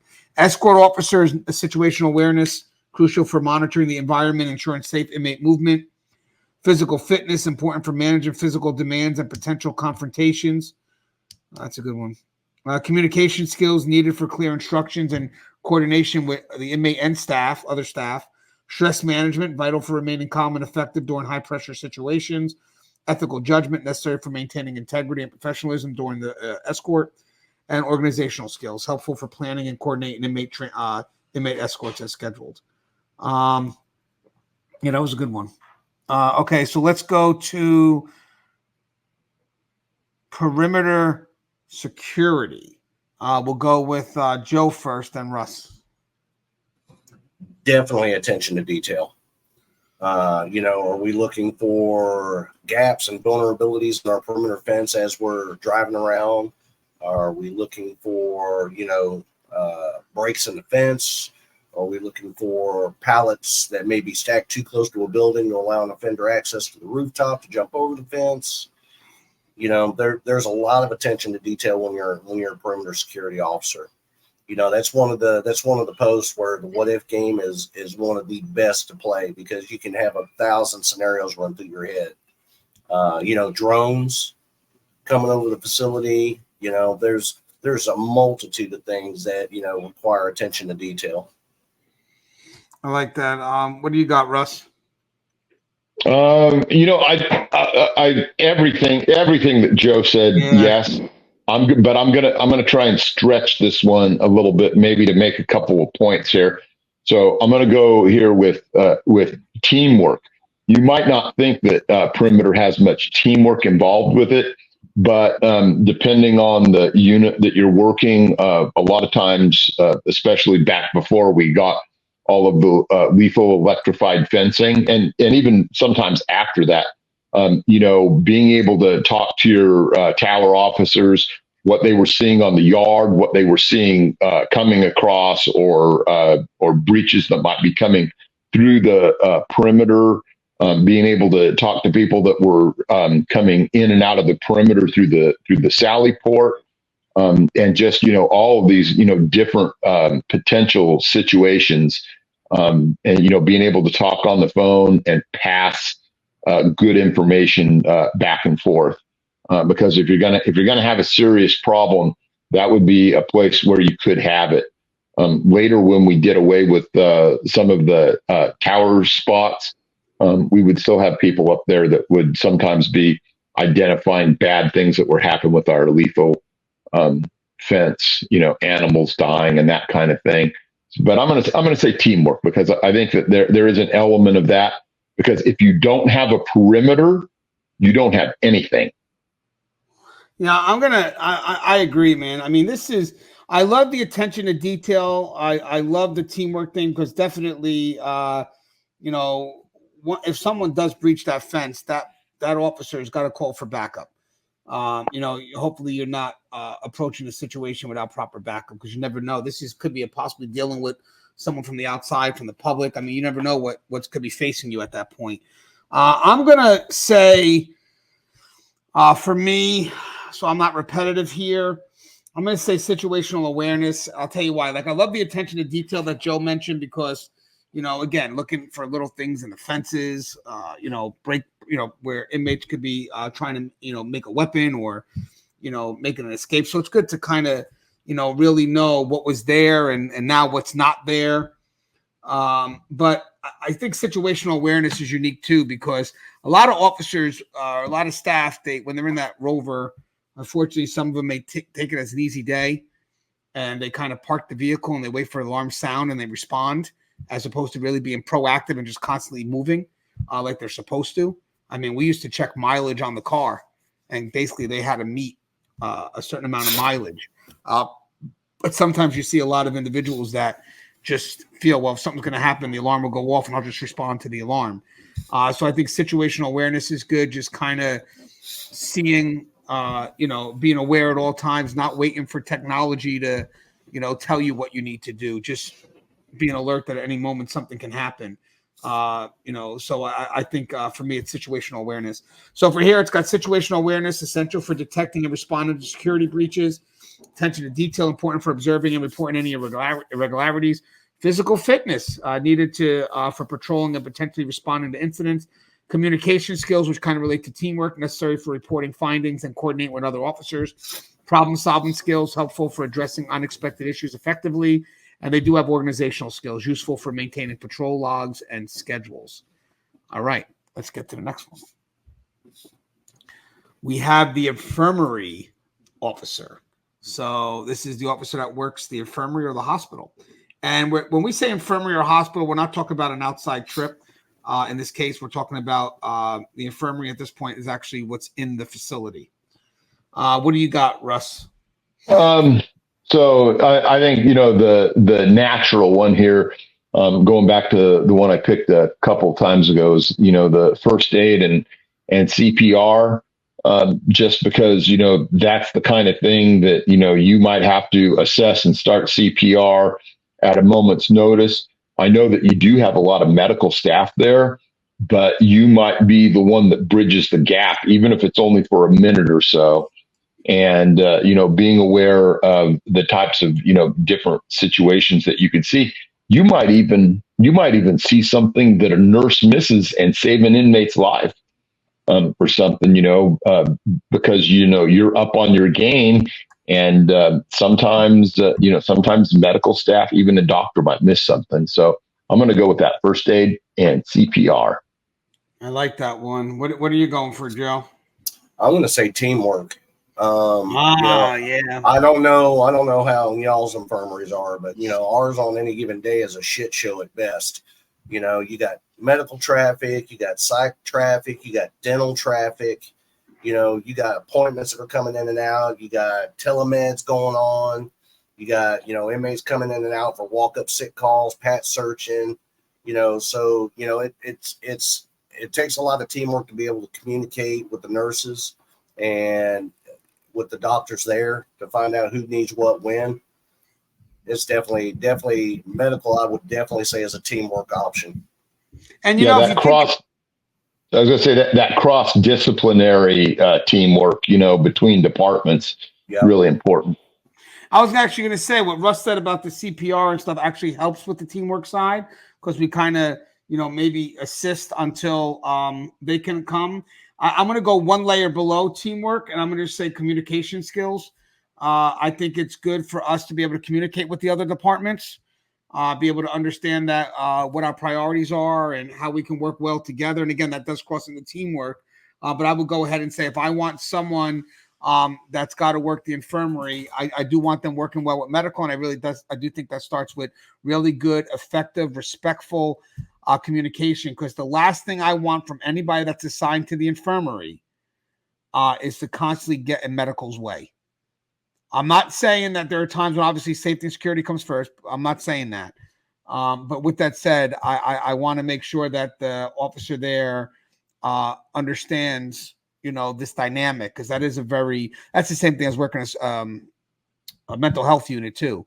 It's a different type of unit. You're working really close up with that other department. So I do expect some good communication there. So for here, head number 1 is first aid and CPR, essential for providing initial medical care.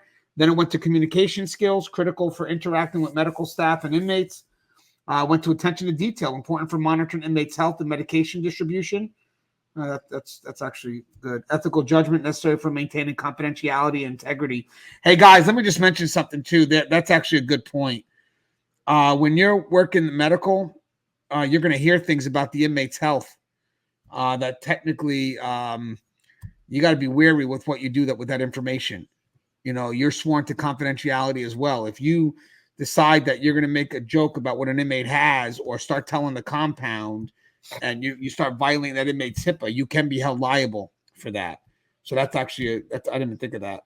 Stress management, vital for handling medical emergencies calmly and effectively, because obviously in the infirmary, you're probably going to have a lot, because everything makes its way to the infirmary, at least for initial checkup. And then you have organizational skills needed for keeping medical records organized and accurate. I don't know if officers are doing that. So I'm not going to put that in there. It's always good to have organizational skills in general, but they're not doing it. That's for the medical side. All right. So I got to go with Russ first on this one. This is Russ's baby. All right, Russ, let's see if you could be a little unique, or am I going to get situational awareness from you? I'm going to give you, I'm going to get recreation yard. Recreation yard. Hey, Mia, I'm almost done. Mia, I'm almost done. I am going to say, I don't want to pick the situational awareness one, but I'm going to. All right. Rec yards, or guys that are like, we used to call them search and escort officers. They'd be out there on the rec yard, but they'd also be in the housing units and going in and out. And, if they were about anything, they were out there trying to fight crime and suppress evil. And I'm all about that. And so I would say, that situational awareness, not just for the crimes that you might discover, but for the things that might be about to happen with regards to our STGs. And you always had to have your head on a swivel, because you never knew when you were going to step right into the middle of something. And, it's all too easy to get lax, and do your half-ass pat down, and you're not blading your body. You're not maintaining proper contact. You're not watching your tactical distancing and all those things that come into play. So I'm gonna say yes, situational awareness, 100%. Yeah, it's hard to dispute. That's very. What do you got, Joe? I'm gonna say attention to detail. When you're a rec yard officer, you basically, like Russ said, you got to have your head on the swivel. You got to look and see what inmates are grouped up where, they're clicking up, are they laced up? Does it look like a fight's about to break out? Is one, carrying heavy on the left side instead of the right side? When you're pat searching, or does the inmate have his arms all the way out to the sides, out this way, or is he trying to hold on to his pants because, he's giving you that bullshit reason that my pants are too big, but he's really trying to smuggle contraband from his crotch out to the rec yard? There's a lot of attention to detail when it comes to a rec yard officer.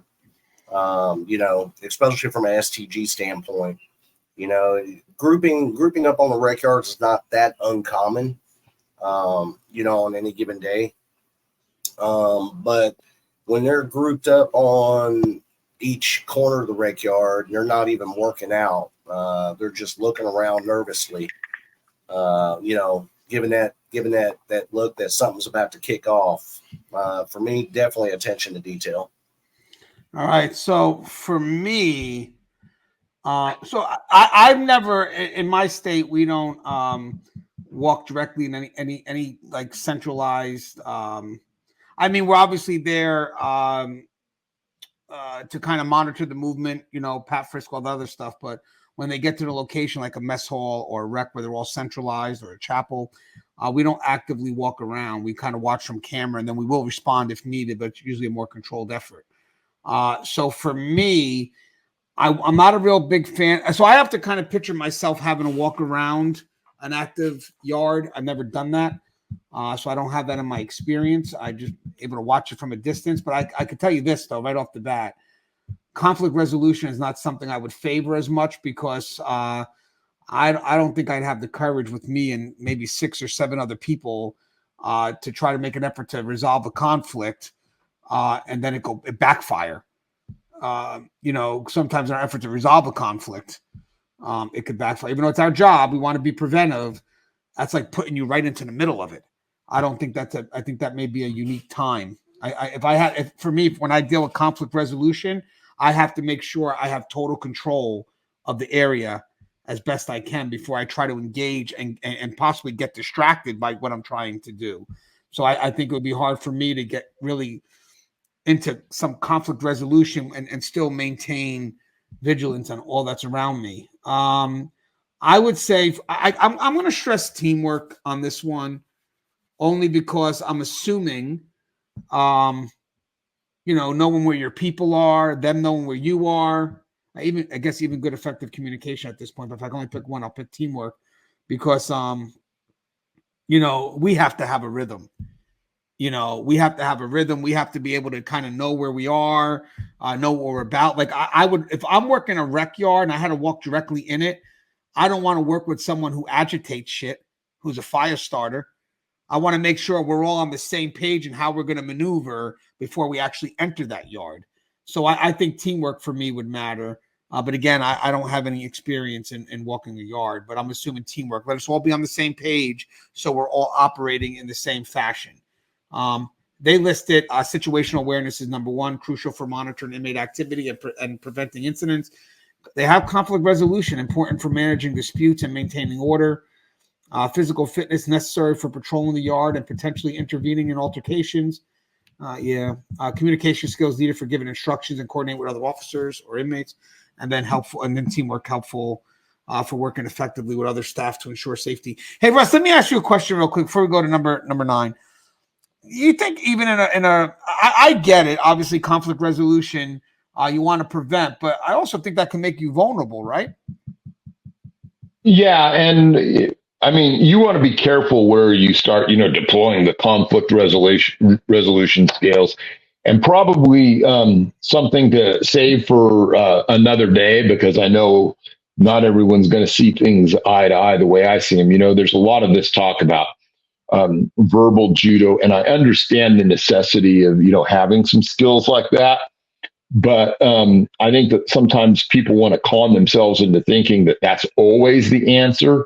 And sometimes it's just not. Sometimes we're just going to go there. Sometimes it's just all about what we're going to do physically to an inmate or inmates. And people don't like that being said, but that's the reality of the situation.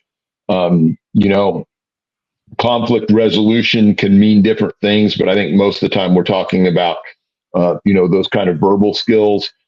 For me, sometimes we just get to, where, hey, there's nothing else to do here. And it's just time to hit the alarm, put the yard down.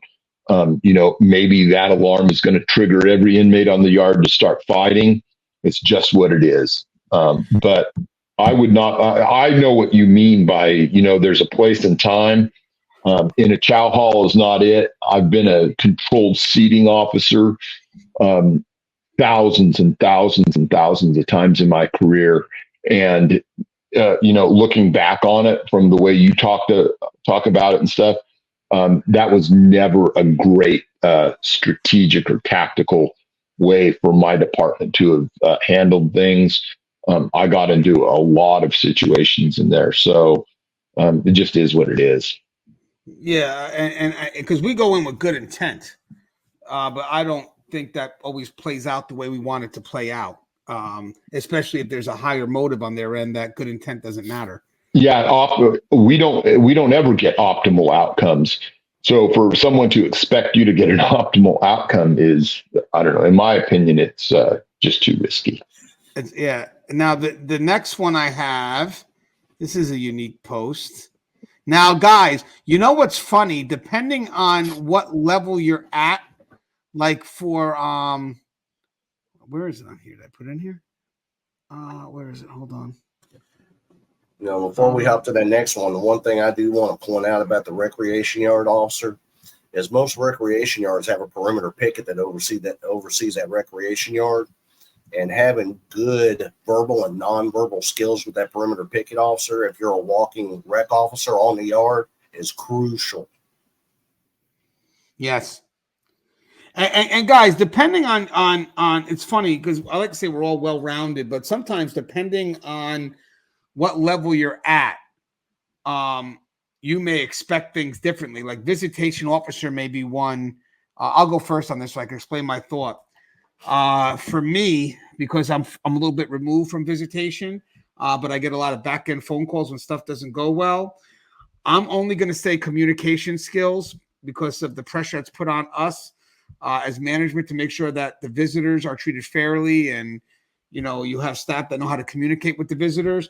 And sometimes the office can get very overwhelmed with concerns that happen in visits that may have not been relayed or whatever it is. So the pressures that come my way may make me shift my priority. Doesn't mean it's correct, but it would alleviate a lot of the calls. So for me, for the visitation officer, I'm going to put communication skills because in this case here, I'm looking for people that are able to communicate with the outside, and just be able to try to, resolve any conflicts. But more importantly, you do that through communication. So I'm going to look for communication skills for visitation officers.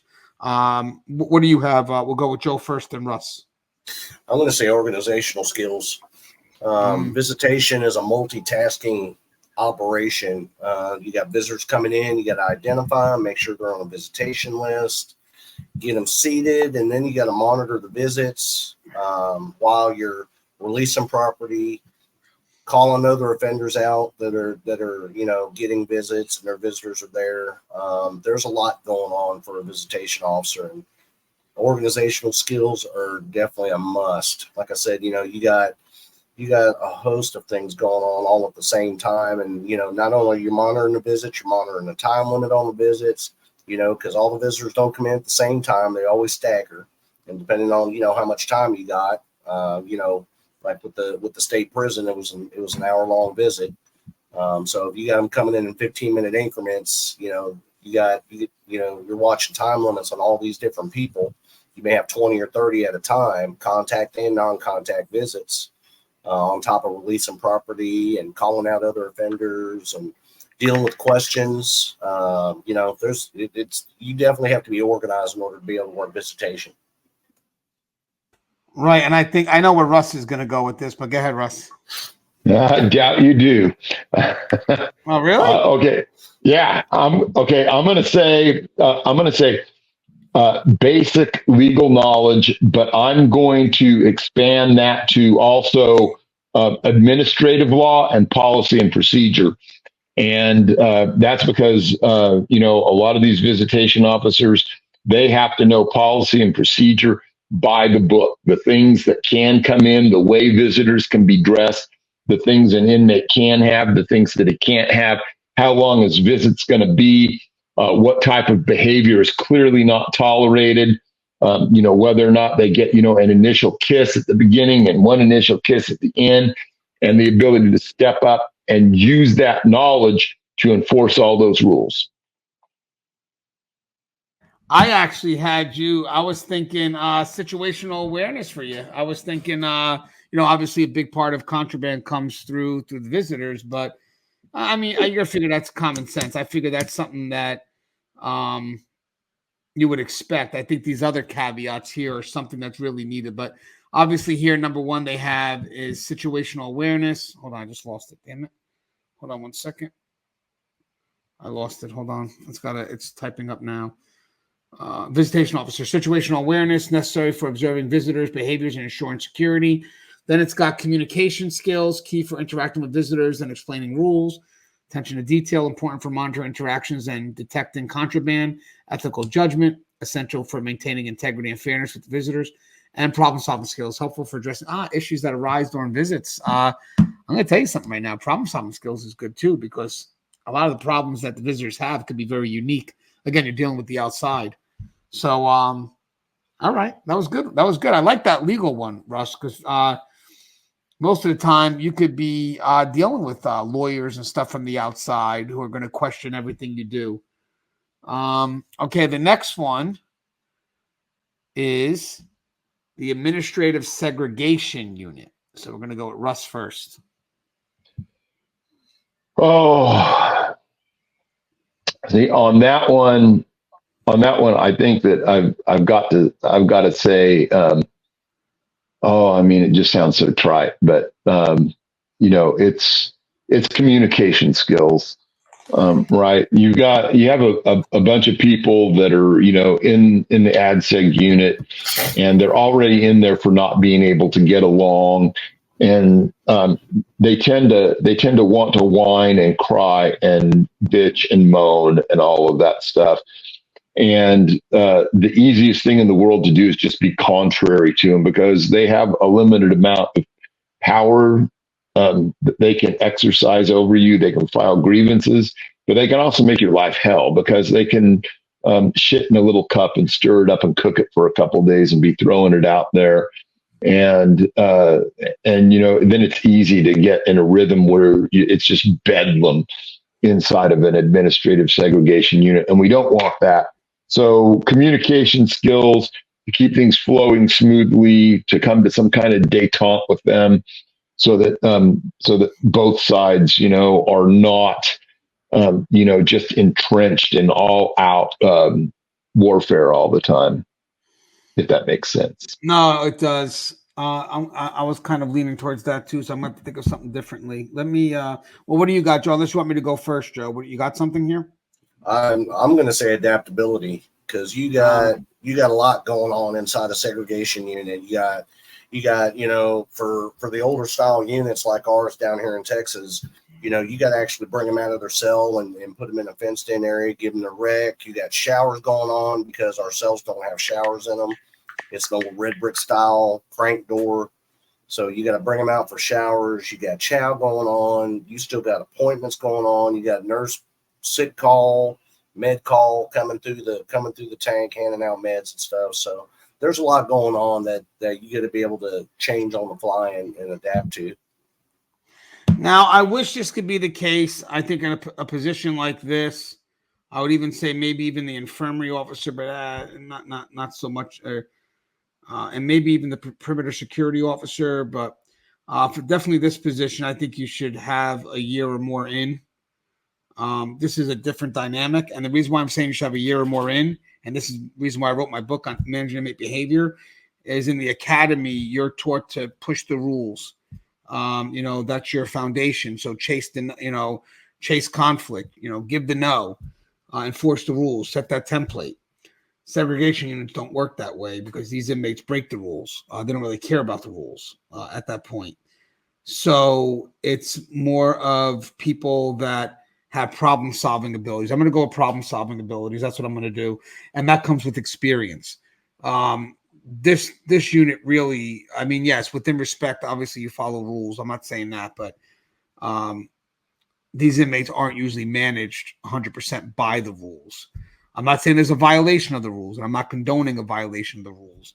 But how you manage these inmates are not strictly written by policy and procedure. This really creates a bit of a dynamic, because these inmates, they're there because they don't follow the rules.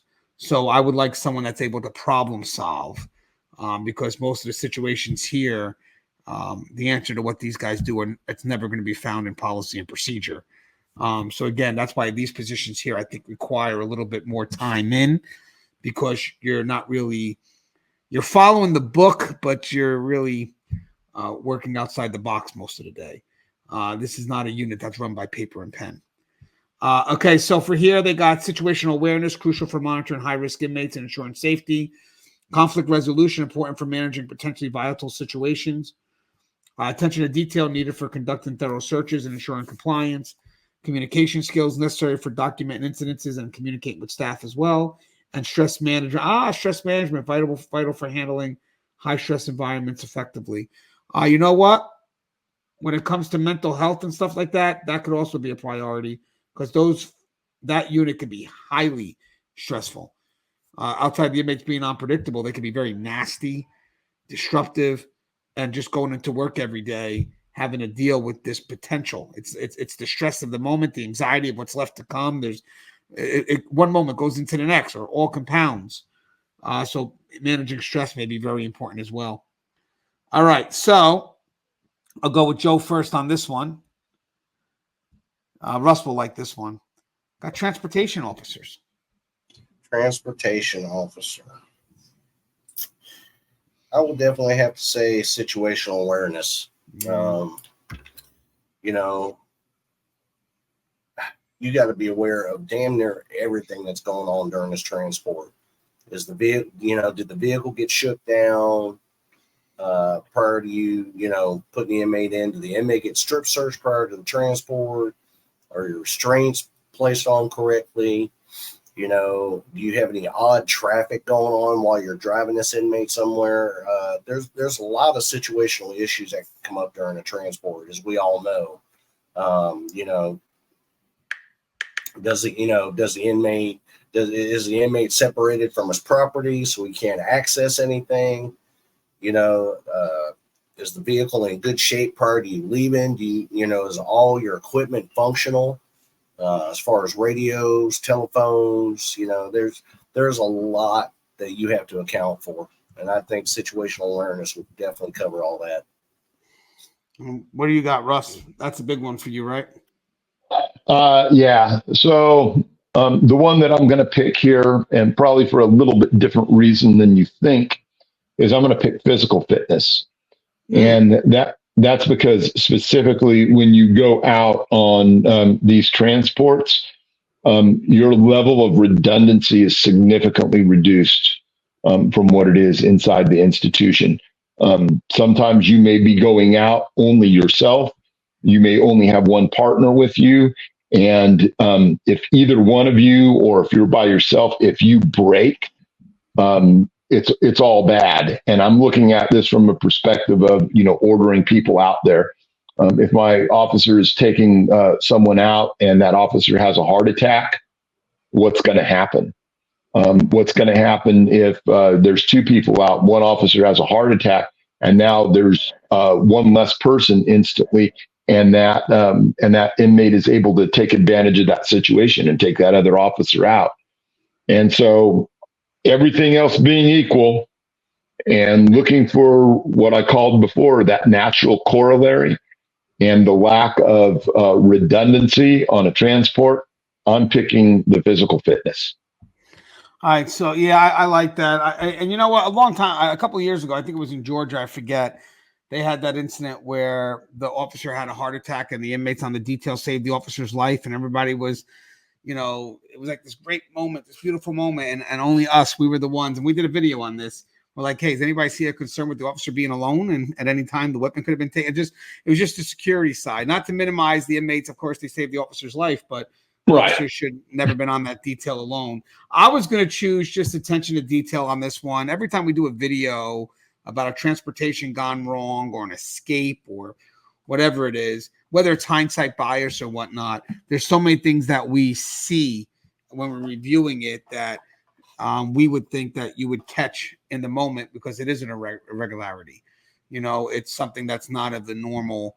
Even with the one from the captain that was on due with the inmate. My God, I was on TV all about that one. I forgot the white Casey White. I think it was Casey White. Having a female go out on that trip, that shouldn't be the norm. Stuff like that. So I think attention to details matter. You got the double lock on the cuffs on, you got the shackles on correctly. Everything from setting that inmate up to be transported to everything that's happening when you're at that hospital. Are you going through the normal routine? Are you being escorted by security when you get there? And I think attention to details matter because now you're out in the public. Now, like Russ said, and Joe, you're far away from the resources that you would normally have inside the facility. So the more you know about, what it is that you have to deal with, the better. Here it's got situational awareness, which obviously is number one, essential for ensuring the safety of inmates during transport and staff. Physical fitness, that's what Russ said, important for managing physical demands and potential confrontations. Communication skills needed for coordinating with other officers and agencies. Stress management, crucial for remaining calm and focused during transport in case something happens. You got to drive that vehicle. Ethical judgment, necessary for maintaining professionalism and integrity. And organizational skills, important in planning routes, schedules, and documentation so in case you have to get rerouted. Okay, we're wrapping up almost. Let me see. Hold on. We did visitation. This is a good one. Where is he? Where is it? Work detail supervisor. So we'll go with Joe first. Joe, what do you got for work detail supervisor? Work detail supervisor, organizational skills. You got to be able to, lead a group of inmates to perform a job function, and you got to make sure that they do it correctly and safely, while all the time, making sure that everybody else is safe at the same time and making sure that your job gets done. You got to have some sort of organization. You can't just, there's not many people who can take a squad of convicts out, whether it's the field force or maintenance crew or road crew or a trustee crew out and be able to accomplish a job by giving clear direction to the inmates and understanding what the objective that you're trying to accomplish. If I can go second on this one, because I just want to piggyback on what Joe said, I'm going to say situational awareness because there's a combination of two things here. The security and the task that has to get done. And I have seen a lot of officers focus more on the task getting done than they actually do on the security that's needed to, be more effective on the security side. So for me, situational awareness, don't blend the two. Sometimes you get these inmates that are really great workers, and we wind up becoming more forgiving in the security tasks, like the security stuff that we need to get done. Because, now you got an inmate that's working for you who could also make you feel obligated because these are inmates that could be specially trained. It doesn't matter. They're an inmate. I think working for work details, sometimes they could also develop into an undue familiarity between the detail supervisor and the inmates, because there's a level where the officer has to get that work done, and then there's the inmates that are doing it. So there's an exchange of what could be obligation.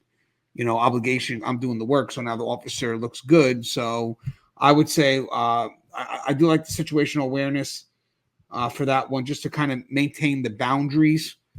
I think that kind of plays out into situational awareness, making sure that you still keep in mind that yes, they're doing tasks, but safety and security comes first.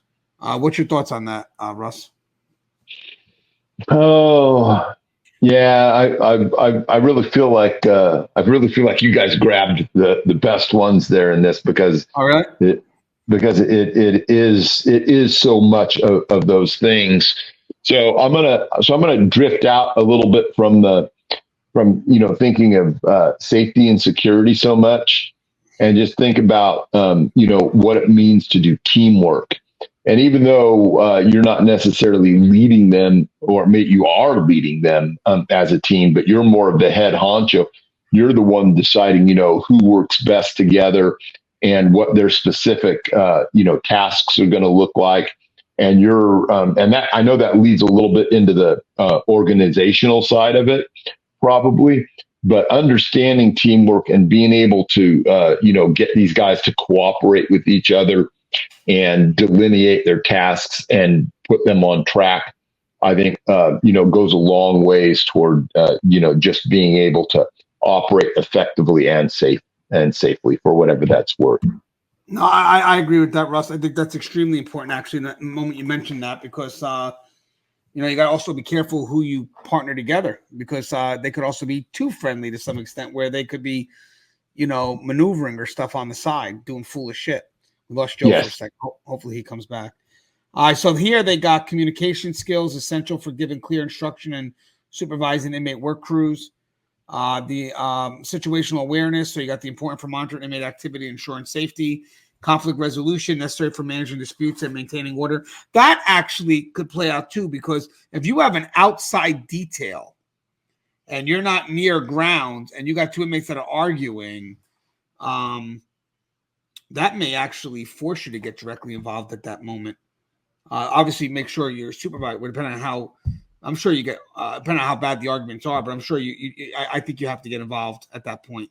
Just let your make someone know, hey, I got two inmates that are not getting along right now, and that can be a distraction to do all kinds of other things too. Yeah, that's where situational awareness escapes and drug drops, and Yeah, you're so busy focused on these two, and the assholes behind you are doing something. A setup game. All right, so the next one, we're almost wrapping down, guys. There was a lot here, but this is definitely a good video. I have next is the mailroom officer. So we'll go with I guess we'll go with Joe first. That's kind of a tough one. Toss between attention to detail and technical proficiency, because you got a lot going on with these. You got a lot going on with these mail rooms. You got to be able to, like at the TDC facilities, we have special machines where we can put the mail on these machines and scan them for physical contraband. We got dogs that come through there that sniff the bags looking for, mail that's been soaked in K2. You got to know what are legitimate law firms and what's not when it comes to legal stuff that's coming in through the mail. I think a lot of systems now converted over to either a Securus or a JPay style system where, the mail gets scanned and sent to the offender. They don't actually get the hard copy unless it's, unless it's a legal document. There's a lot of attention to detail going on, pictures coming in that may or may not be laced with meth. First of all, you got to make sure that your mailroom people are wearing gloves and keeping themselves safe, especially with the amount of fentanyl that's, floating around the country now. So I would say there's a lot of technical proficiency there that probably needs to be in play. I agree. And Russ, what do you got there, Russ? Boy, there's so much there. I'm gonna go with the side of the mailroom officer here, maybe having a lot to do with the legal mail, and so I'm gonna go the basic legal knowledge, because there is a lot that goes on with regards to mail if it's legal mail. Having to check and see if it's from a legitimate source. Even if it's from a legitimate source, it could be from an illegitimate source. So I think that all of those things being combined, having that working knowledge about what's allowed and what's not allowed, and what the requirements are to ensure that an inmate's rights are upheld, no matter how much we might think that might be bullshit at times, we have to do it. So I'm going with basic legal knowledge. All right, I like that. I was just going to go with technological proficiency, because things are changing now. You're scanning mail. Inmates may not be getting the original, obviously, because, drugs are coming in usually now from just putting paper into some liquid. So I think knowing how these new technologies are helping us detect for things, because obviously with legal mail probably they still have to get the official legal mail. So what's probably going to happen now is when you got the families, their mail's getting scanned and inmates are getting copies, then you got to look at the legal mail now. Maybe that could be a route now that people are going to start trying to bring things in.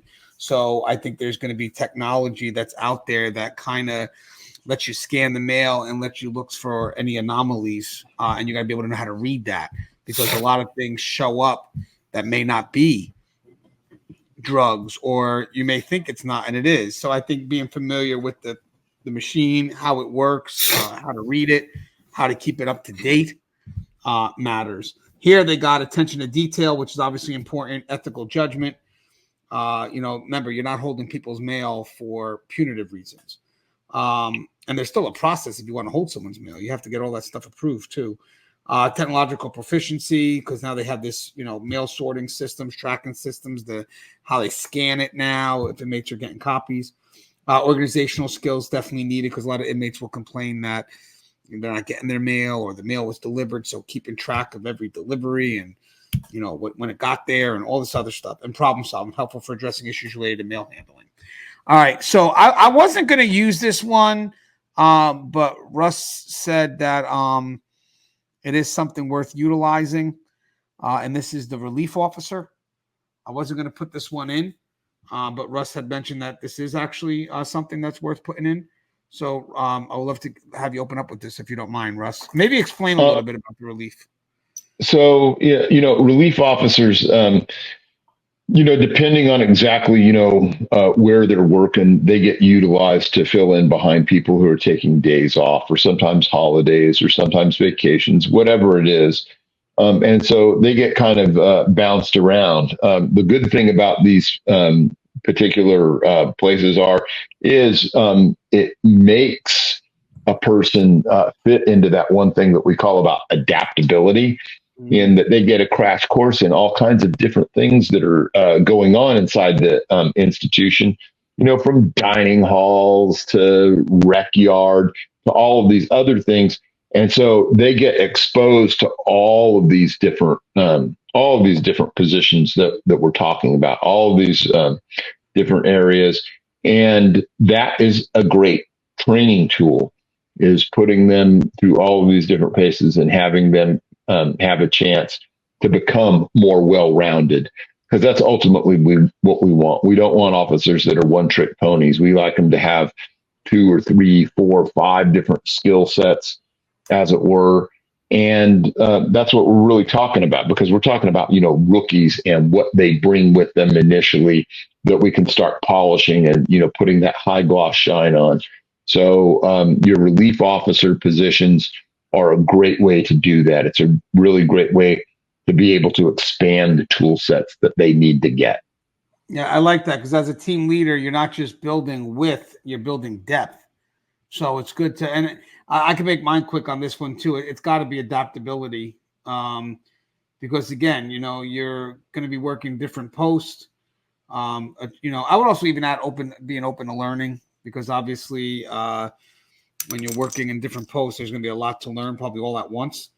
And when it comes to being a relief officer, I mean, sometimes you're relieving a post for the day, or sometimes you're leaving people on break. So you could have multiple posts a day.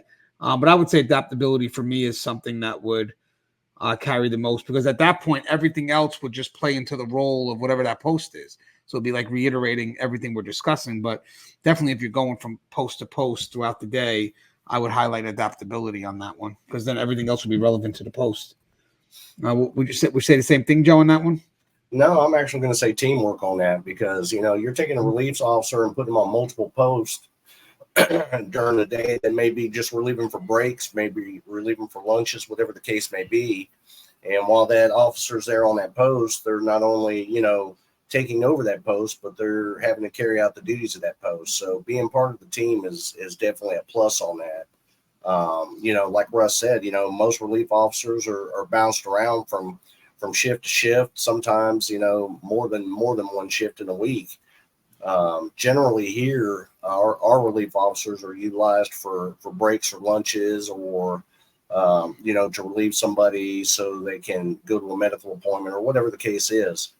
And, when you're putting a person in multiple spots, they're still required to carry out the same duties that the original officer assigned to that post is. So that's where I think teamwork is definitely a plus. All right, we got a few more left, and we're done. Promise you guys. Just try to cover every post we could, or that we could think of. It's not always all inclusive. And by the way, when it comes to relief, you still want to be. I like the teamwork thing. I'm thinking of something with teamwork now. You always be respectful for the person who has it. So when you're relief, you're not there trying to change everything. You're only there for that brief moment in time. So for the next one, I have. Where is it? I have tower officer. So I'll go with Joe first. Tower officer. Attention to detail. Hands down. really, to me, it's really the same thing as the perimeter security officer. They got to have they got to have their eyes focused on the fence line. They got to be looking at different aspects of the building, playing that what if game, looking for anything that could be a security anomaly. Yeah, definitely attention to detail. So you're telling me the tower officer is not a retirement post? Is it No, post you're going definitely, before your time? definitely not. What do you got, Russ, for tower? You have something a little different? Same thing?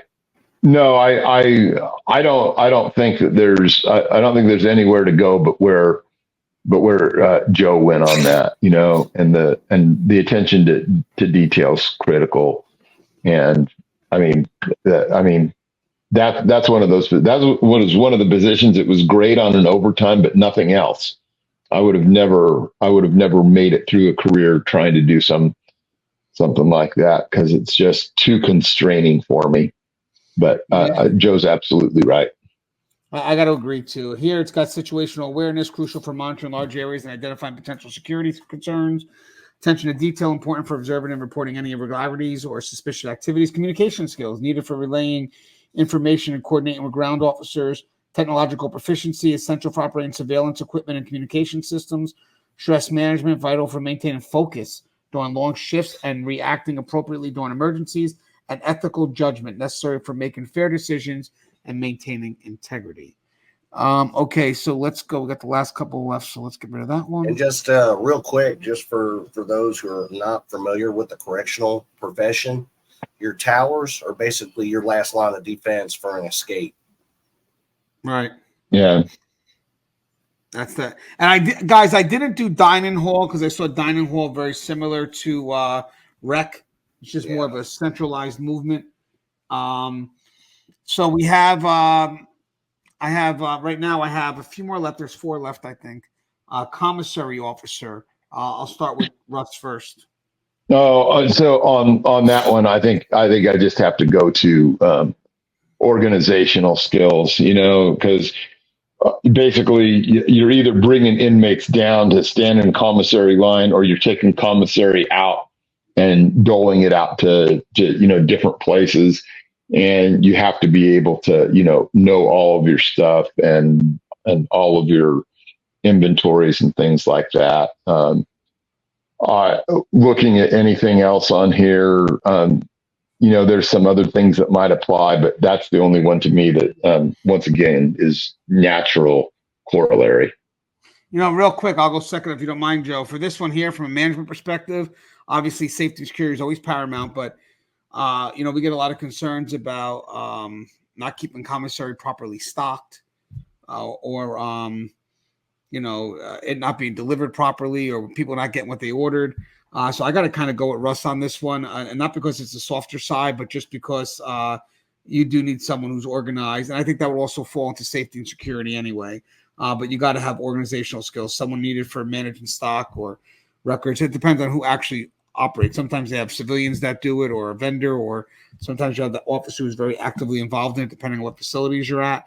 But I would have to agree with Russ on the organizational skill. Even though I'm aware contraband stuff could travel through, the organizational skill matters in the long run because, commissary is such a big thing to keeping these inmates happy.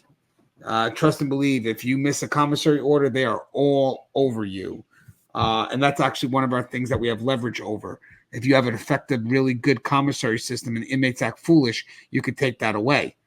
So you want to make sure that you kind of keep that running effectively, because if you're not, and the inmates aren't getting what they want anyway, they don't give a shit if you're taking it away because they're not getting what they want anyway. What's your thoughts on that? I'd probably like to say organizational skills too. Depending on the physical plan of the facility, like at the county, outside vendors pull the orders, put it together in a bag, and ship it to us. With the Department of Corrections, we were physically walking, 20 inmates down from a pod and putting them in front of a commissary window where, they were given their commissary and they put it in their bags, they call it out.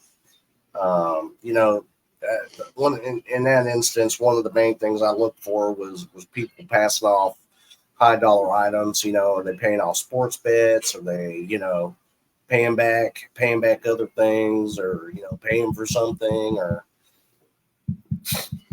Yeah, this one here, it had a couple of things. It had attention to detail, critical for managing inventory and ensuring accurate transactions, depending on how involved you are as an officer in that. Again, some do directly oversee it. Some they do have ITIs or paid vendors. Ethical judgment, essential for maintaining integrity and preventing fraud. Technological proficiency, important for using inventory and sales tracking systems. Communication skills, needed for interacting with inmates and staff. Organizational skills, needed for managing stock, sales, etc. And problem-solving skills, helpful for addressing issues related to commissary operations. All right, 3 more left. The next one I have is, this is a good one. Well, actually, let's do this one first. Surveillance monitoring officer. So we'll go with Joe first. I kind of group them in with like the control picket officer or the control room officer. Again, attention to detail. You got a multitude of things going on a multitude of different cameras. Looking for irregular traffic, looking for irregularities. In the pods or dorms. There's a lot going on, and sometimes your surveillance monitoring officers also, usually in the same place as your control board or your control room. So there could be phone traffic, radio traffic, people rattling doors trying to get through a sally port. There's a lot going on. Yeah, I'm going to say for this post right here, for the facilities that do have it, it's usually going to be more experienced officers because they know what to look at. So I don't think you're going to see a rookie in these positions anyway. But I have to go with attention to detail on that, or I have to go with attention to detail. I mean, you have to be looking at those videos. I mean, you could be looking at hours and hours and hours and hours of stuff that's just uneventful. So you really got to keep a keen eye because you could easily lose focus because of the redundancy of what you're looking at. What's your thoughts on that, Russ? Yeah, I agree. There's nothing. There's no corner of outside the box thinking I can go to on this one. Yeah. So Now it's and I think it's so similar to what you might see, in a control booth or that kind of an area that's all that really makes sense. Right, and then the last two we got. I'll have Russ go first. I'll just keep you on the screen. We have lobby entrance officer. Lobby entrance officer. I'm gonna go with. I'm gonna go fall back on communication. Right. In your lobby, you're going to have all kinds of different people coming through. You're going to have lawyers, and you're going to have brass, and you're going to have potentially visitors, depending on how things are set up. You're going to have different vendors. You're going to have, your regular officers and everything else. And just being able to remember and communicate effectively is what's going to, keep that whole thing running well. The one outside of that might be that we're getting into more of these days is the technological proficiency, because sometimes they're having to, run machines that are doing x-rays or fluoroscopes or MRIs and all kinds of crazy stuff on baggage and people and, magnetometers and the whole 9 yards. And guys, I just want to make sure I mention this one more time. Remember, sometimes when we choose something, we choose it from the perspective where we feel the most pressure. So it may not always be the same for everyone. Like frontline may get most pressure related to safety and security. Management may get most pressure related to communication with other staff. Civilians may not always like going through the metal detector, So I think that usually the perspective of where you sit, where the most pressure, that you got to face. So like, I get what Russ is saying. I mean, we already know safety and security, most people are going to have as top notch, but man, if you don't have someone that can communicate well, you wind up having all these disputes because a lot of people don't want to go through metal detectors. They don't want to take off their outer layer, whatever it is. And, if you don't have someone that knows how to speak to them and motivate them, you wind up getting all these complaints, and it just becomes just an extra headache. And it's actually, it's a job that a lot of people just don't want to do. And for this job, I believe you have to have over a year. It's just too much going on. It's the entrance to the facility. it's the most protected area, or should be the most protected area. So I'm going to go. I got to agree with Russ on this, and I'm not minimizing safety and security or nothing like that, but you got to have good communication skill, because it's just so much interaction with different people that this has to be something that's done respectfully. Go ahead, Joe. What do you got? Yeah, I kind of agree. Communication. You got to have somebody with good interpersonal skills. Somebody who's going to look professional in their uniform. You know, that's going to be probably the first officer they see when they walk into an entrance of a facility. You know, any given day you can have dignitaries coming in, senators, state reps, whatever, coming in, you know, along with your brass and everything else. So having somebody who can communicate well, as well as looking professional and acting professional, is definitely key. All right, and the last one is the emergency response team member. So, Joe, while you're on screen, you want to go first on this one, and then I'll have Russ go? Yeah, organizational skills, definitely. You got to have somebody who can assemble a team, assemble equipment, assemble, you know, tactical plans, all at the same time as you're, you know, responding to a code, responding to a riot, responding to whatever. You know, being part of that emergency response team is, you know, there's a lot of things going on all at the same time, and you got to be able to, you know, kind of float and go with it. You may show up on scene and you may wind up being a video camera operator. You may show up on scene. You may wind up being a number 2 man in a 5-man move team cell. You know, you may show up on scene and you might wind up being a first aid officer. There's you know, there's a lot of organizational skills that come with being an ER team member. Yeah, there's so many things here that. What do you got, Russ?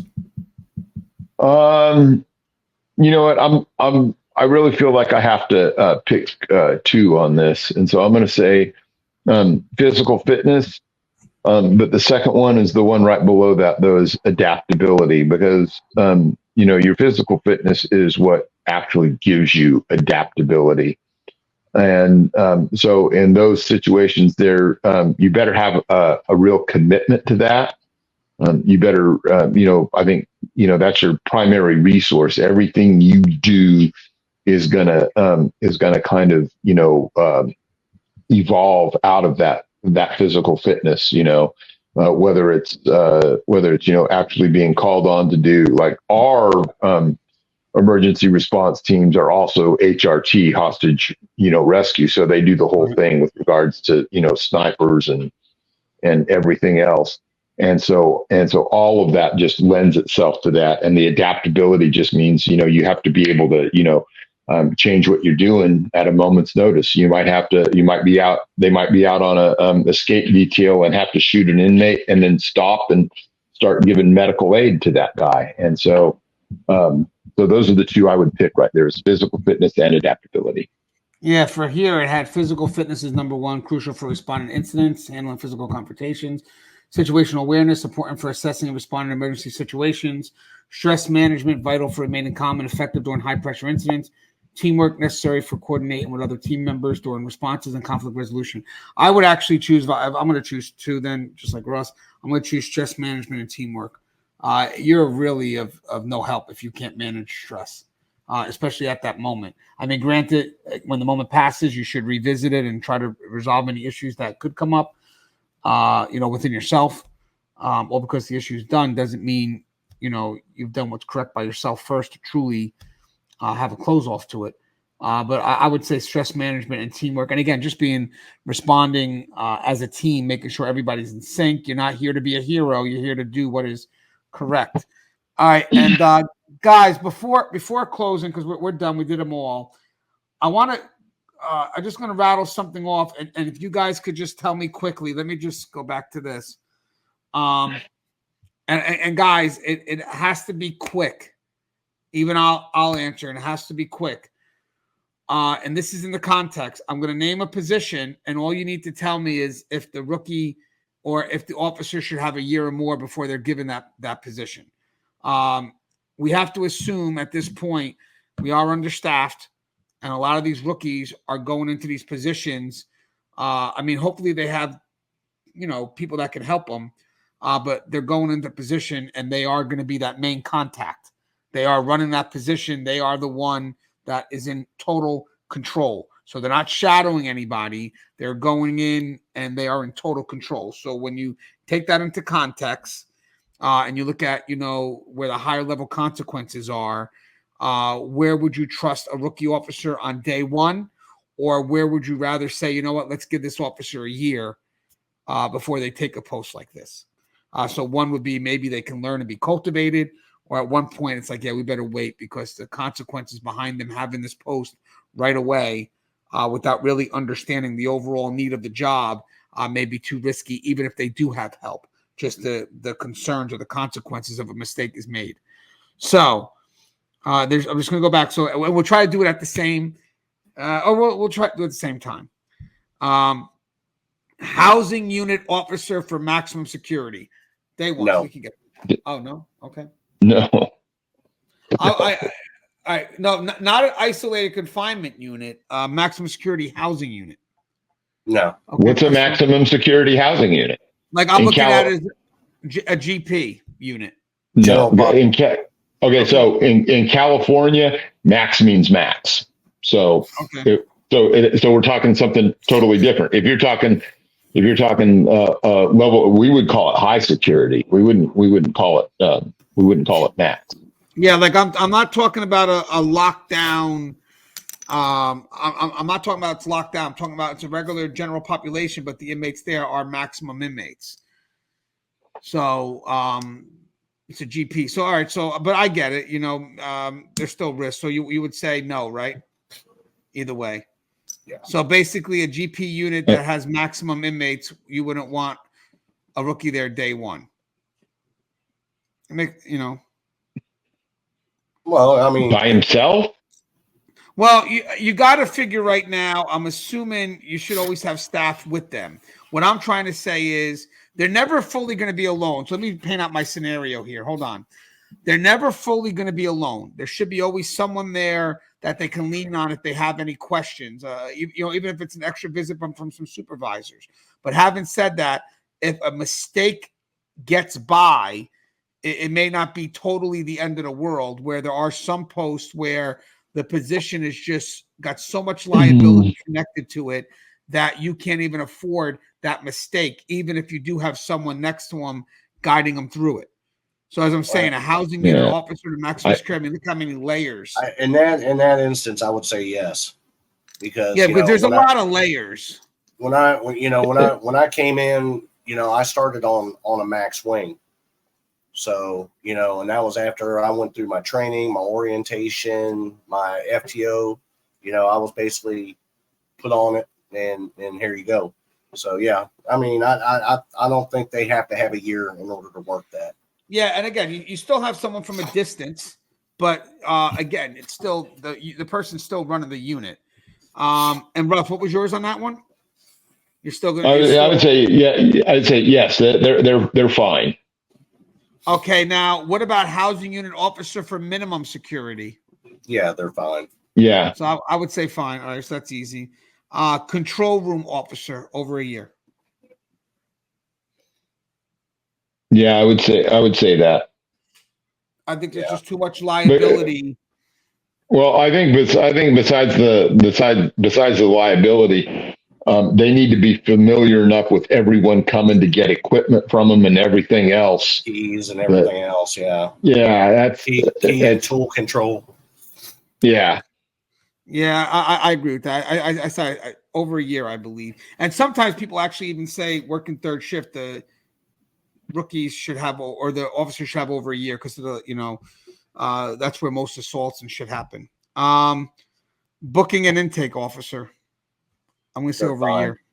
Oh, okay. I said over. I think over a year. I don't have that. I don't have that luxury in my facility because I only have 5 people on each shift, so we don't have that luxury. What's your thoughts? It's hard. Yeah. See, I kind of know that, like, with not necessarily intake, but when we talk about booking, that takes some specialized knowledge. So I would think that I don't know about a year, but definitely a little bit more time in. And just because of the other things that you have to respond to in a booking unit, overdoses and medical emergencies and people that are pissed off that they got arrested. So Yeah, because I'd say like in agreement that's just what I'm thinking. But I know what Joe's saying. When you're small, you're what you can you have choose to. to do and what you have to do are two different things.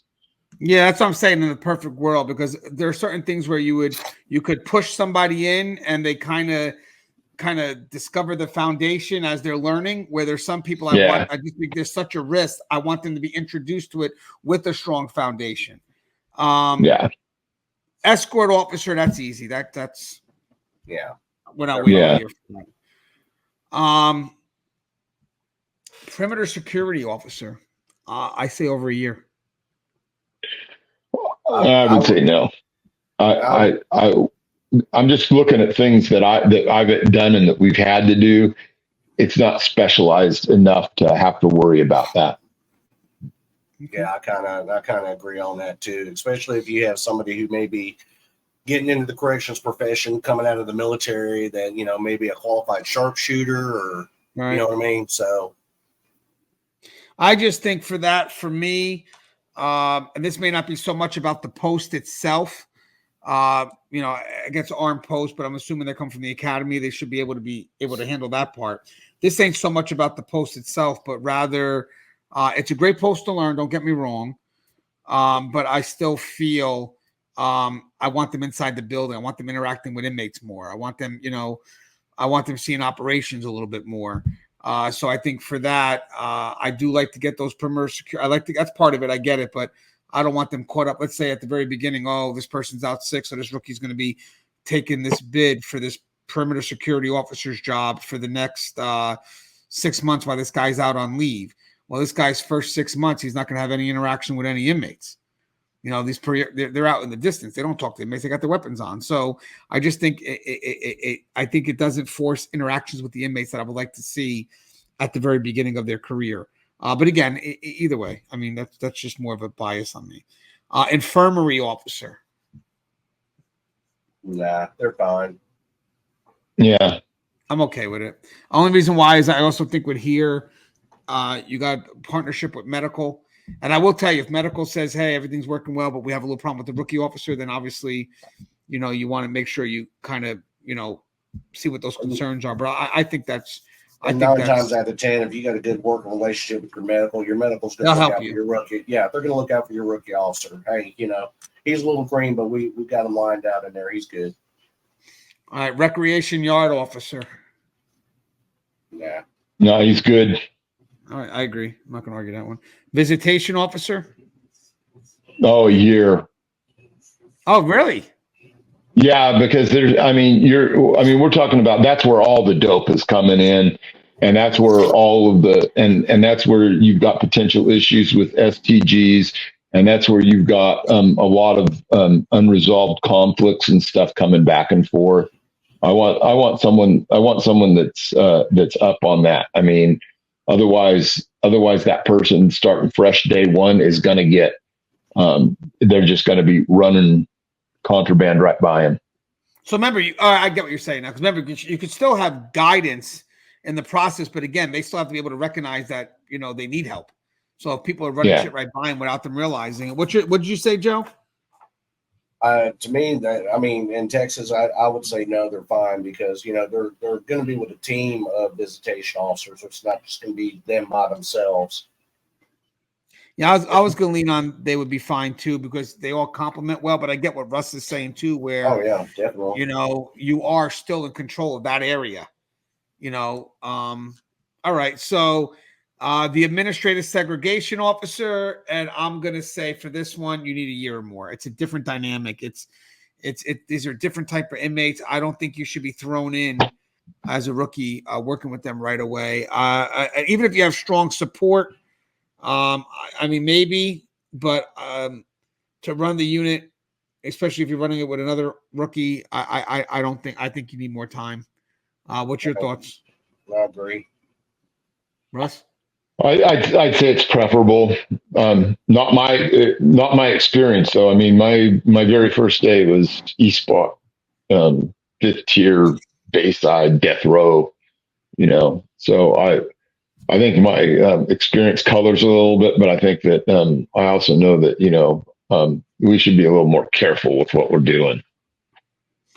What about almost done? Transportation officer, over a year, right?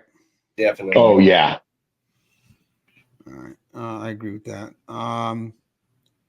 So work detail supervisor, depending on what the detail is, any outside detail over a year with experience. And I also like to think, your call, guys, if you got a maintenance detail, I don't think you should just put a rookie on that type of detail. God knows what they're doing with those tools, but I would say over a year for certain details, depending on what the details are. Not every detail. Yeah.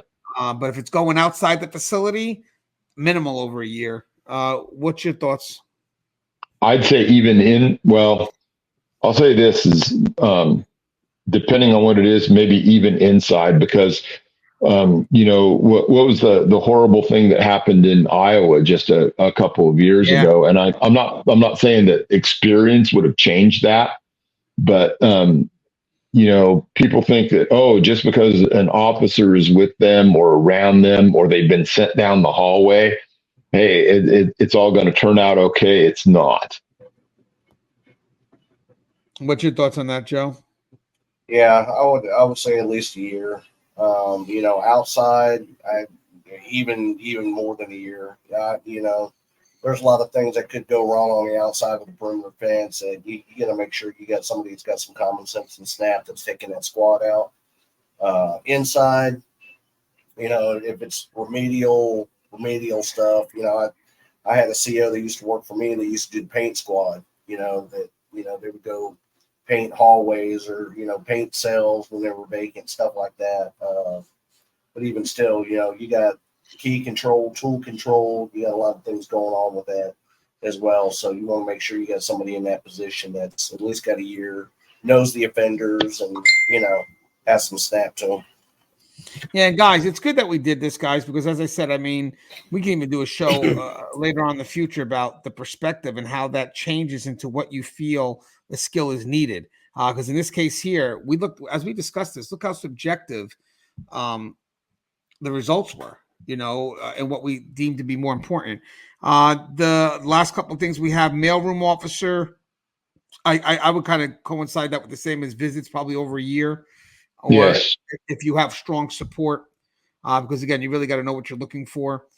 The last three here: lobby entrance officer should be a year or more. Yeah, easily. Joe, would you agree? Yeah, because you want somebody who knows the layout of the facility and knows where and the faces need to go, and the faces, absolutely. Yeah, emergency response team, that could be right away. I mean, that team's pretty close together. I mean, I don't see why we're not waiting. Oh, you don't think that could be right away? I'm talking about emergency response team. No, I would. If you're gonna make something a specialty like that, I want someone that's been tested. Oh okay, yeah, he's talking about like a cert team. Hold on. Yeah. I'm looking at it differently. I'm talking about the response to a code. You're talking about a specialized team. Specialized team, you need time. You only got. I would actually go further than a year, 5 to 7 years. I want interact. I get what you're saying, Russ. I'm sorry about that. That was spelled out wrong. If it's a specialized team, no, you got to put your work in. And then the last one is. So we're all in agreement. Officers should be responding to codes right away. That's why these bullshit academies that don't happen till after the person's on the job for a year is bullshit. Because once they come in, they should be expected to run to a code. Absolutely. Yeah, and not just run to a code, but that's one thing that I will say that's really good about the way California does their system is that everybody's a force multiplier because everybody has a vest, everybody has. At least one can of MK9. Everybody's got at least 2 chemical grenades. Everybody's got a baton, and baton. You never run out of ammunition with one of those. And so it's coming deep. And And that's why if everybody's a force multiplier, you often don't have to ever actually activate your emergency response team. Right. And then the last one I got is tower. I'm going to kind of stick with that as the same as the perimeter officer. I want to see interaction with inmates at first. I don't want the officer stuck in a tower bid where they're not interacting with inmates and, not learning, not learning the main function of the job. What's your thoughts, Joe? Yeah, same. I want somebody who's had interaction with the offenders first before I trust them in an outside picket, and you got to make sure that, if shit hits the fan, yeah, you got somebody out there that if they make it past every layer of security, that they're going to be the one that's going to be able to pull that trigger and do their job. All right, you guys have anything you want to say in closing? I'll go with Joe first. There's a lot here today. Yeah, I mean, for the rookie officers, understand that, we want you guys well-rounded, and we want to teach you as much as we can. But you also got to understand that you can't come straight out of the gate and expect the whole world to be there in one day.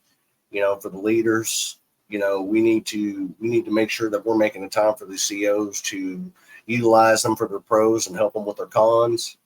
And, to teach them everything that we can to make, all you're doing is you're doing yourself a justice by making sure that you have, a majority of the most well-rounded officers on your shift that can do everything and anything. So take that time, invest in them.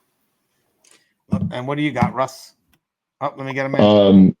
I think that, everything that Joe said right there is, there's a lot to this. And bringing people along is well worth the effort and thought it takes to try and figure out some of these things that we've presented here for you. And it's probably a pretty good blueprint no matter where you are. Oh. So take it and do something with it. Yeah, guys, we didn't expect this dialogue to be this long. I mean, it's just so many perspectives here. Perspective of what you should, bring in as a rookie, but it's also what we should expect from the rookies, and also be wary of, why we expect it. We went over so many things that were so subjective in regards to why Russ would expect this if that person was working for him or next to him, and why I would expect this. But those are based on our experiences, which, wherever the pressure. And I think that could be a whole dialogue in itself, and how our experiences could change our expectations. Again, we gave that perfect example of a guy that could do the job perfectly by Joe, but then Russ doesn't think that guy's effective. And it's like, well, why not? And it's because we both have different expectations for the same job, but we have different expectations from the people that are doing it. And I think it's just good to get out there of all these things and all these skills. And technically, to be honest with you, every skill that we mentioned is needed. It's just, we just had a little fun with the dialogue and seeing to bring about a perspective of that subjectively. How we see each post can vary. And that's why it's tough for corrections to come up with consistent policies and procedures, because we see things so differently, depending on what our experiences are, not even just in the facility we're at, but nationally. So imagine right now, if we had to develop a procedure on this and, the disagreements and agreements, and it's a lot. As always, guys, the show is Tier Talk. If you haven't, please subscribe, interact, engage, comment, hit that bell. Bell's going to notify every time I post a video. Stay safe.